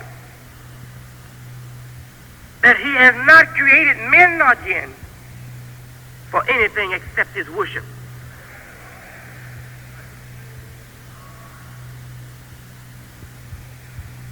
So by that, we conclude that the human being is master and slave at the same time. This is the great wisdom. The human being is master and slave at the same time. If he accepts his master role and rejects his slave role, he's in for destruction. If he accepts his slave role and rejects his master role, he's in for destruction. But if he accepts them both, he's on the way to victory behind victory.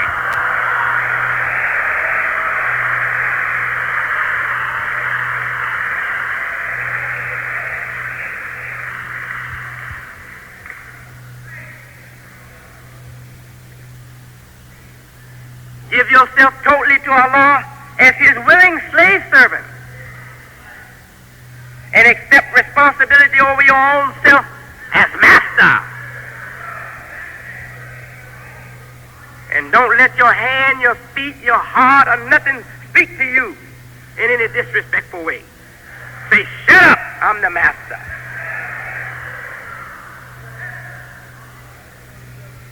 And once you accomplish that kind of mind, once you achieve that kind of mind, and have the faith in yourself to master your own domain, you will find that you'll be more successful out here trying to master or handle the problems in the society.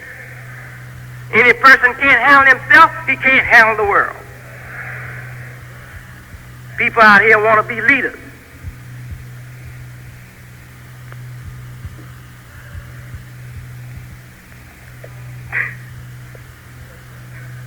Go and defecate in the refrigerator. Don't even know where the toilet is. They talk about they want to be a leader. Don't know his backside from his front side. Want to be a leader. Throw a day-old pair of panties on his face and he fall down and pray to the panties.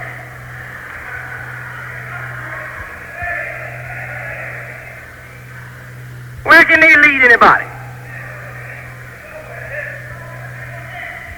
Give him $30,000 and he scrapped his whole program. Just tear it up.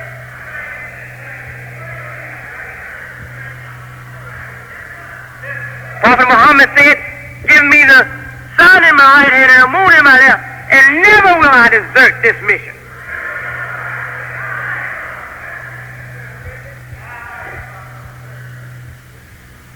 They boycotted him and his followers. They were hungry and suffering. Many good ones died under the persecution. But Prophet Muhammad never gave in. He never said, oh, I got a chance to be a big, rich leader of the Quraysh. That's what they offered him. Come back to us. We will make you the leader and give you all the wealth. Isn't that what they said? Prophet Muhammad said, no, if you give me the sun in my right hand and the moon in my left, never will I desert this mission. But these people that's out here campaigning for you to nominate them, to put them into leadership, all you need, as I said before, is about $30,000 or a pair of warm panties from some big hips.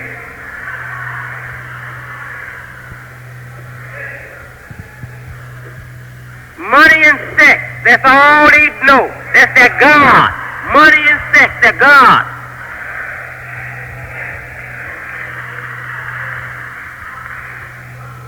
All praise is due to Allah, that He haven't let all of us go down that drain.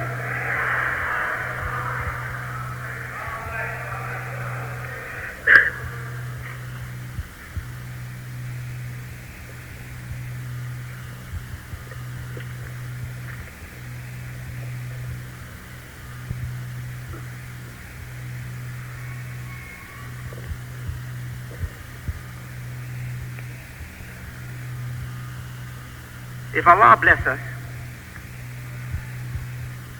to live around here on this earth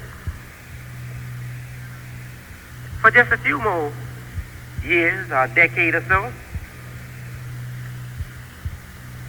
you're going to see the surprise of your life. I'm talking to the disbelievers, the doubters. You're going to be shocked out of your senses. You're going to see the teachings of Islam as they are presented by this simple man you're looking at right now. Rise above all the wisdom of this land.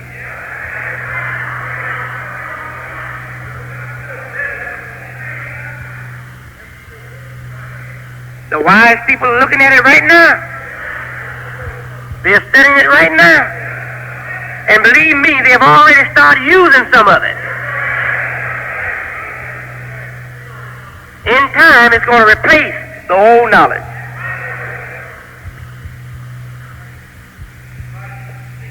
I'm not talking about just here. I mean out there in the city.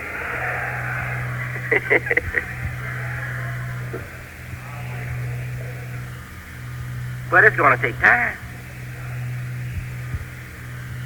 We are building the human life back again as it should be built, as Allah intended for it to be built. And we are making it possible for society to be formed rightly for the first time in the West. For the first time in the West, it is as a chance for society to be formed in the right way. Firm ground, scientific order. You can't see it right now, but you'll come to see it pretty soon. Dear beloved people,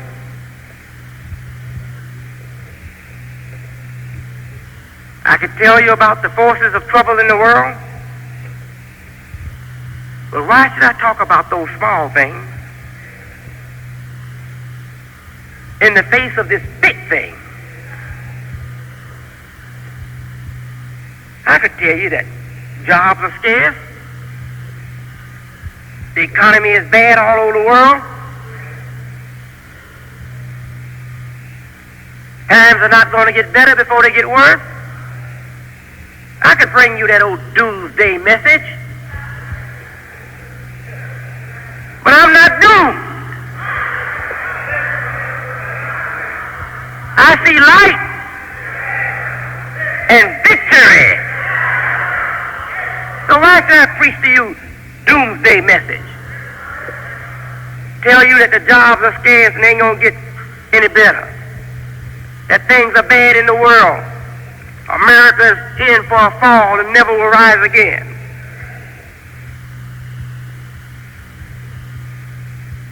Why should I preach something like that?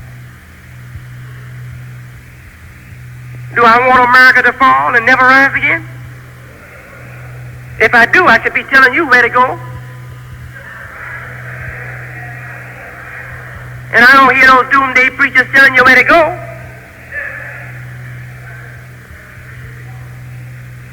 Would I be a true leader if I tell you America's falling, never to rise again, and then I don't tell you where to go?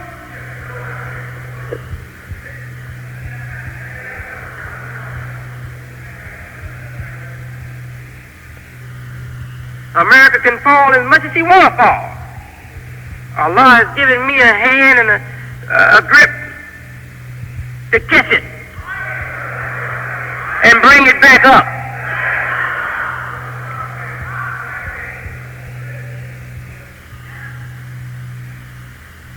All praise is due to Allah. America is falling materially. All praise is due to Allah.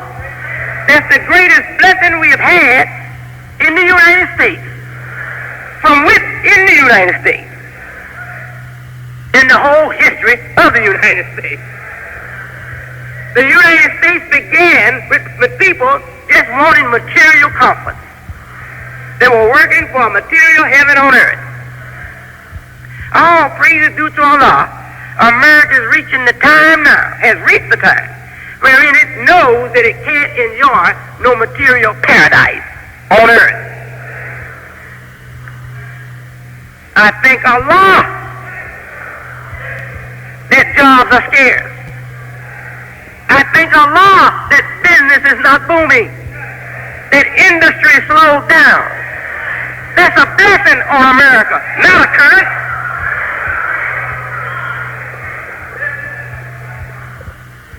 At this time in the history of this country, when the spiritual and moral sentiments of this country are being shaken and awakened, we don't need the temptation of plenty money on Capitol Hill and plenty jobs in the ghetto. We need that temptation away from us until we get our human life back together.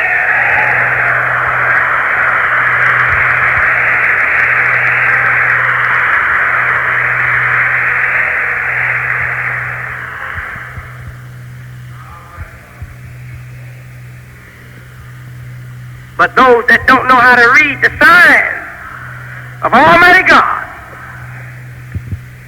they think this is a curse on America, that jobs are scarce and the economy is grinding down. It's not a curse, it's a great blessing.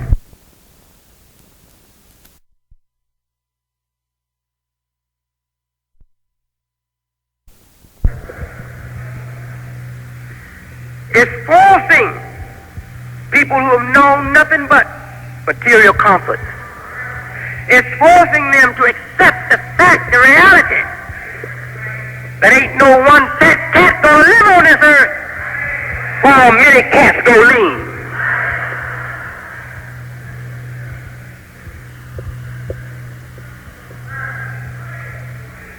If there was plenty money around, brother and sister, America could pacify the agonies of the spirit and the morale in this country. They could pacify the moral and spiritual sores by blinding you with dollars and material comfort. They could hush up the cry for in this country with money and material comfort. But they can't do it now. Ain't enough money around. All praise is due to Allah for blessing America to not have enough dollars to buy people and take them away from God. They wouldn't do it out of the desire to buy people and take them away from spiritual and moral growth. They would do it out of a necessity. They would do it because of experience. They would do it because they were forced to do it. If they had the money, do you think they would have these conditions in the ghetto? No, they wouldn't. Do you think the cities would be deteriorating? No. If they had the money, they would build these cities up. If they had the money, they would restore the ghetto. If they had the money, they would give that brother who wants to preach lies, they would give him money because he can be bought. Those weak people who feel a little bite now of hard times and have started to remember that there was a God taught to them once upon a time in their life.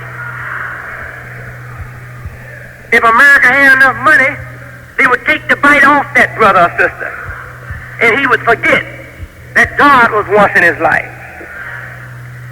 Allah is the best knower. They don't have enough welfare. Is that right? If there was enough welfare, I would never be able to get those people to come to the healthy human development that I'm calling them to. They would be satisfied to be fat birds in a cage. Lay up in the apartment and draw welfare checks. Eat sirloin steak.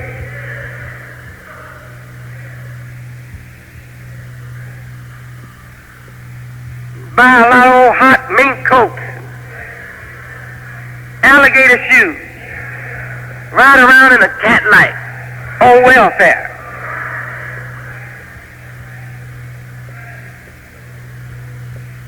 The scripture says, death and hell help prepare the dead to meet their God.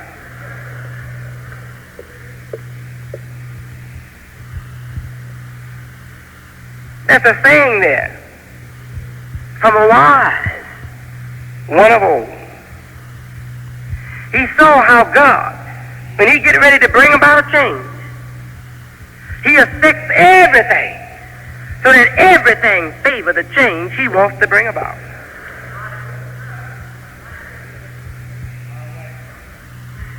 So don't think anything is working against us. Every atom and every particle, every molecule, and every atom and every part of the atom in this whole creation is working in our favor.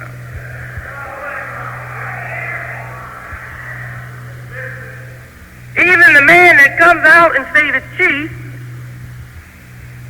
can't lead me. I'm going to follow the Holy Elijah Muhammad. Even that man is a tool to help this work.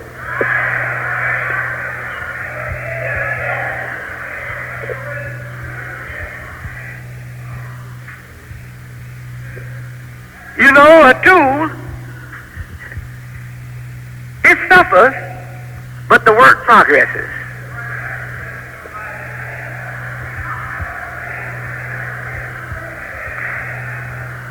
So don't worry, everything is in the hands of Almighty God. And our enemies will be nothing but tools under the grind. They'll suffer, but we will progress. Oh, we need to bring the FOI back. Go on and bring it back.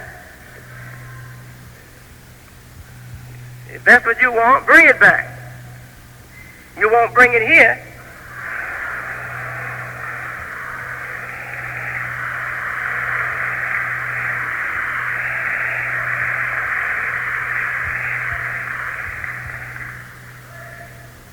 And you get 100 FOIs and give me 10 brothers that follow what I'm teaching and like and are comfortable with my leadership. And my 10 will do more than your 100. I don't care what it is you're talking about doing. Selling papers, selling fish, cleaning up the neighborhood, fighting the evil forces, marching, karateing. I don't care what it is. My 10 will defeat your 100.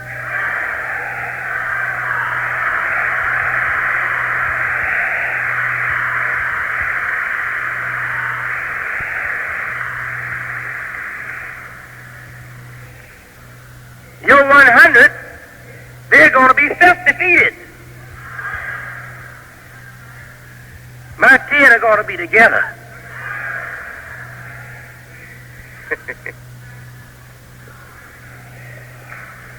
I didn't say that as a challenge. I said that in hope to discourage those people. I hope to change their mind. I don't want them to see them waste their time forming an FOI, because I know the FOI will come to an end, will come to a quick end. Time is out for it. If an FOI should be here, it would be right here, right under me.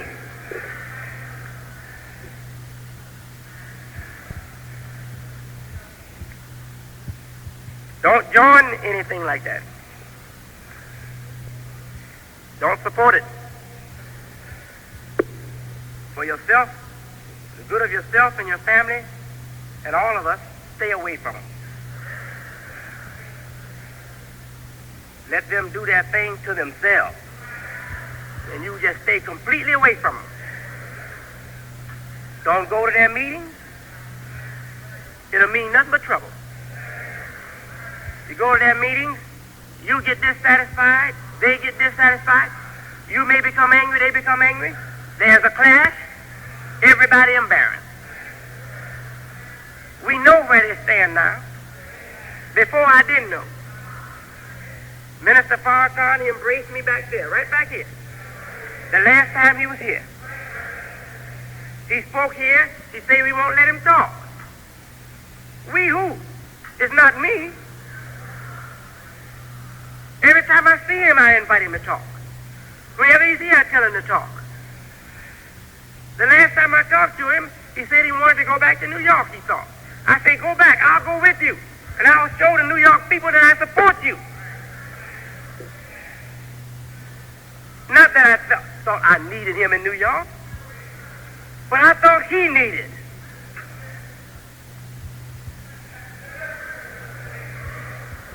To get back into something that he liked. So I was going to help him get back into it.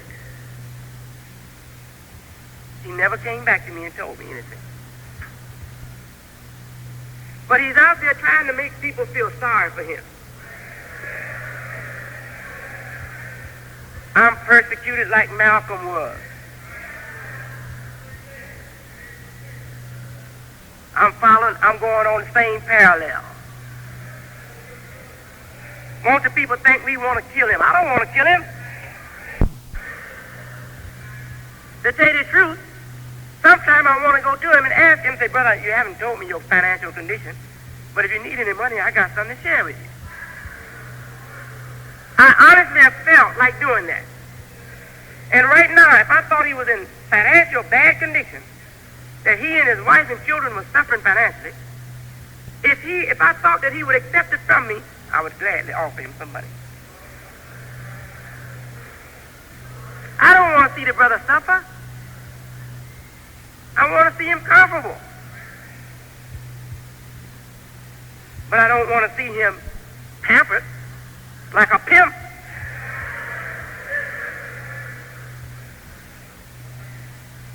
There are others. I know they don't have everything they want. And if they would come to me, I would give them something of what I got. Sometimes I don't have nothing to give. But when I got it, I share it.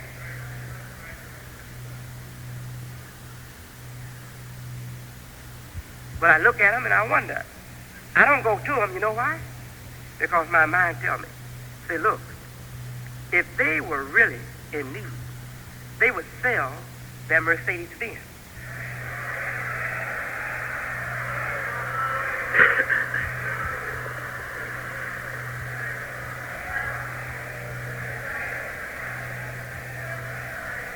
They would sell their Mark 4. Their 10 pair of alligator shoes that they don't have to be using.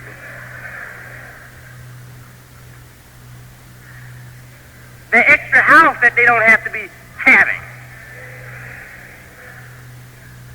No, they don't want me because I asked them to reduce your fat self so everybody can have a little weight. That's why they don't like me. I tell you, the only reason why these people don't like me is for two reasons. I'm decent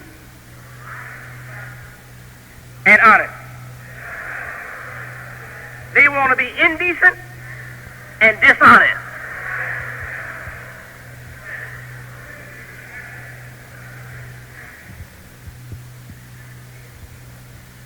Pretended like we got some kind of big moral problem over here. I want to lead the brothers and sisters back to the good life that Imam Elijah Muhammad gave us. Brothers and sisters now prostituting. What are you talking about? Any sister prostituting over here, if I find it out, she's punished. And can't no sister come here and listen to me week in and week out with a heart for prostituting.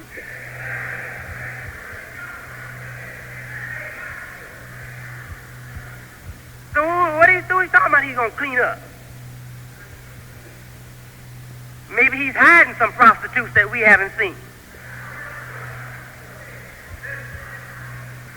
That's what I suspect that he got some prostitutes that he's going to leave.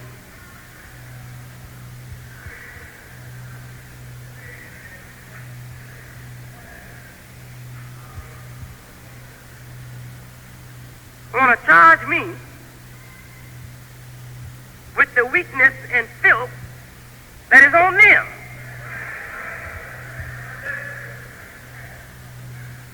When our Elijah Muhammad was here, we didn't do these things. We didn't drink. We didn't commit adultery. We didn't fornicate. We didn't prostitute ourselves. We didn't use dope. All right, I'm here. I'm preaching against the same thing. What is your excuse?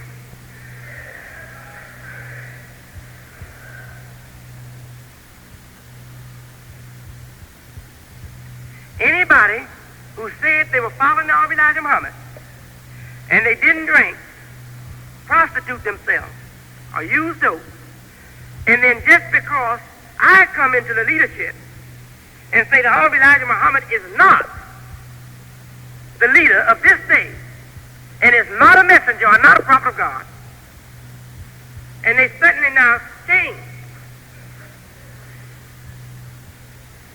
and go back or start prostituting themselves, using dope and drinking whiskey, what does that say for me and what does it say for them? It tells us that they never really believed in the Imam Elijah Muhammad. If they believed in him, they would ignore what I'm saying. If what I'm saying hurt their faith, they would just ignore it. They would say, I'm not listening to that. I believe in Almighty Elijah Muhammad. If your God is weak enough to be destroyed by my word, you should give up your God and come to Allah.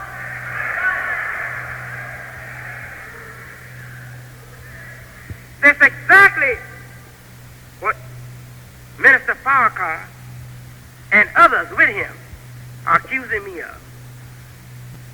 The new teaching has really shaken the faith of the old followers in the honor of Elijah Muhammad and made them go back to their same old habits. A faith that was that weak should be shaken. It should be destroyed.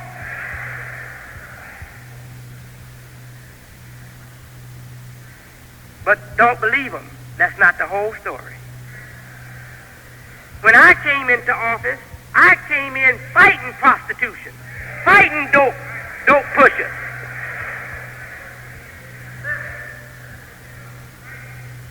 But they don't tell you that.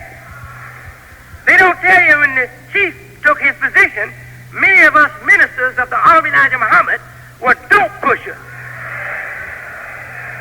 pimps, and prostitutors of our own system. They don't tell you that, but that's a fact.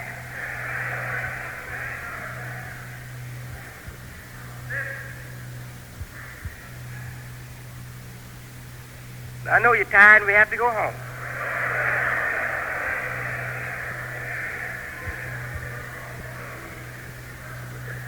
But I'm not going to come out here. I'm not going to come out here again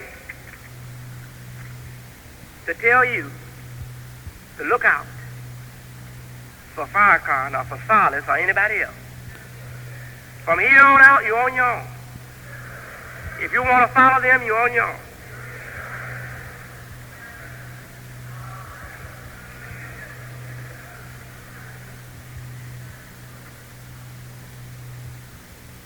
I hear that Imam Aziz, Minister Aziz, that used to be here, I put him over the region here. I hear that he is Farrakhan's right-hand man.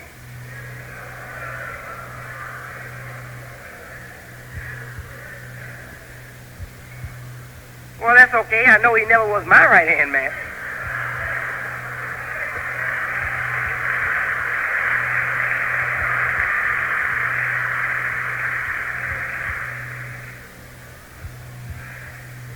I hear that John Mohammed used to be minister in San Francisco, lived there as a fat pimp off the people. I hear that he's with them.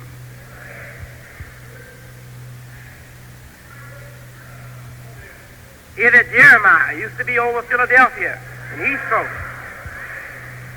Hear that he's with them.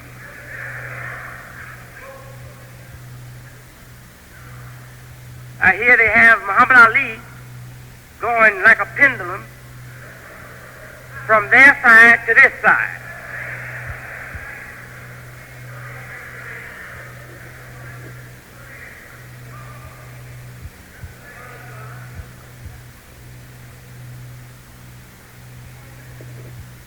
I just want you to know their names so you'll know how to greet them when you see them. Don't say, Assalamu alaikum, Brother Jeremiah.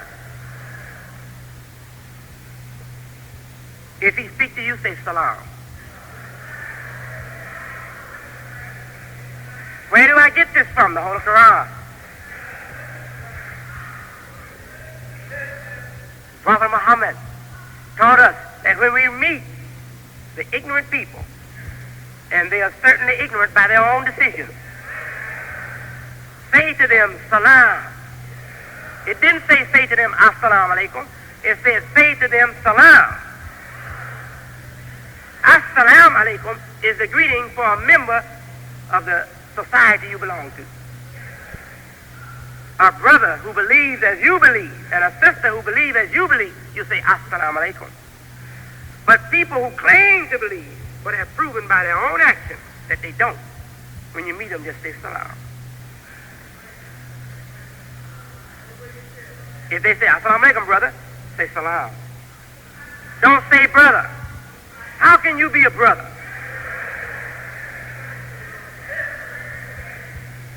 Salam. And you don't have to say that. You can just ignore them. You don't have to say a thing. But if they should show sign like they want to greet you, say salam and keep going your way. Don't get into no discussion. It can lead to nothing but trouble. They say, well, let me explain, brother, what happened. Salam, and keep going. They want to explain it, they should come down here and explain it to me. Before all of us.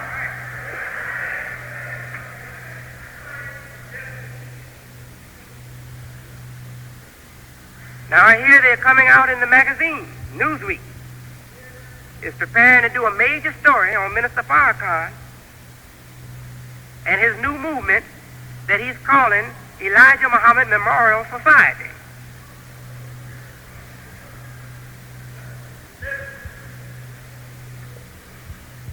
I wonder if he steal that name from our Elijah Muhammad Memorial Health Facilities. I don't know, but I don't know. Maybe he didn't steal it.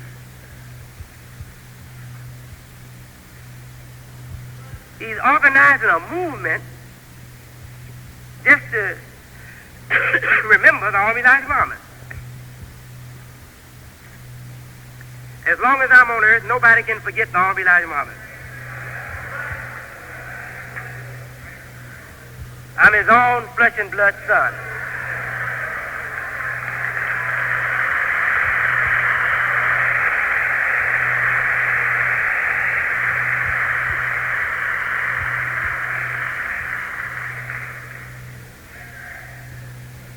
I'm the man that he pointed to when I was too young to understand myself what was in store for me down the road. He said, this man is like Solomon. Said David didn't build the house, Solomon built it. He said that at a church on the south side, one Savior's Day convention. Some of you here probably remember that. We might still have the tape. When he referred to me as Solomon and himself as David. David was a warrior. David was a man who was crying in sad songs all the time. Solomon was a kingdom builder. Now, I don't say to you I'm Solomon. But he referred to me as Solomon. And I am one who is building behind a man who had many woes and much weeping.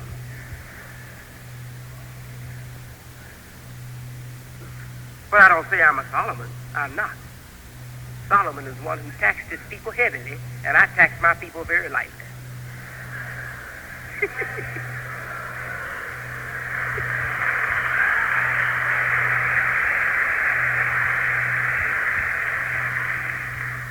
And Solomon's kingdom fell because of heavy taxing, and this kingdom shall rise because of reasonable taxing.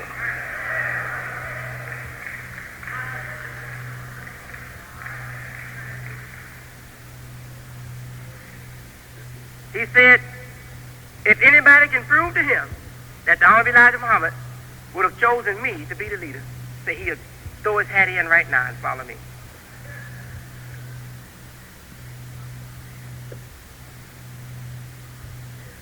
The Honorable Elijah Muhammad told him many times that there's only one that Master Farad told me that he saw that would be a helper and a successor. He said, and that's Wallace D. Muhammad.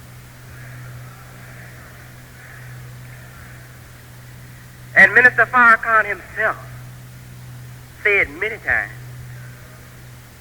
that Wallace D. Muhammad was the one always that we thought would become the leader after his father. Many times he said that. Malcolm X, in his book, in his autobiography,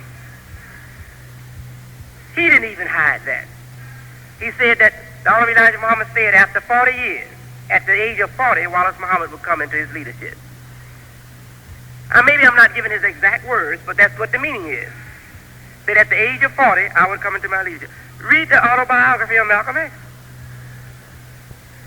And Malcolm X, in his autobiography, he said that I was always the one that he and others would come to for advice.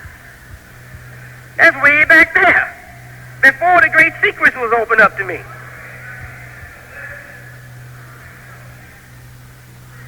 Oh, but he had Farrakhan as his national spokesman, and he had Sultan Muhammad as his national spokesman before that. In fact, many, many years before that. Sultan Muhammad was his national spokesman. Malcolm X was his national spokesman. Farrakhan was his national spokesman. Does the vice president always become the president?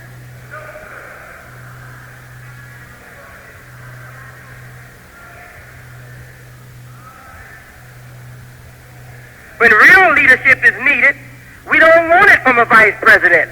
We want it from an independent man. Assalamu alaikum.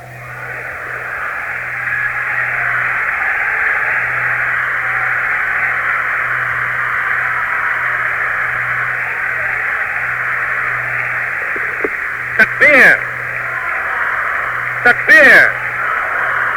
Takbir. Thank you, brothers and sisters. All praise is due to Allah, the Lord of the worlds. Brothers and sisters, I know you have enjoyed yourselves this afternoon. That truly was the chief. Yes, sir. So now, brothers and sisters, let us sit down, please, for a few minutes. We have some local announcements to make. And then we're going to get you out of here as quickly as we possibly can.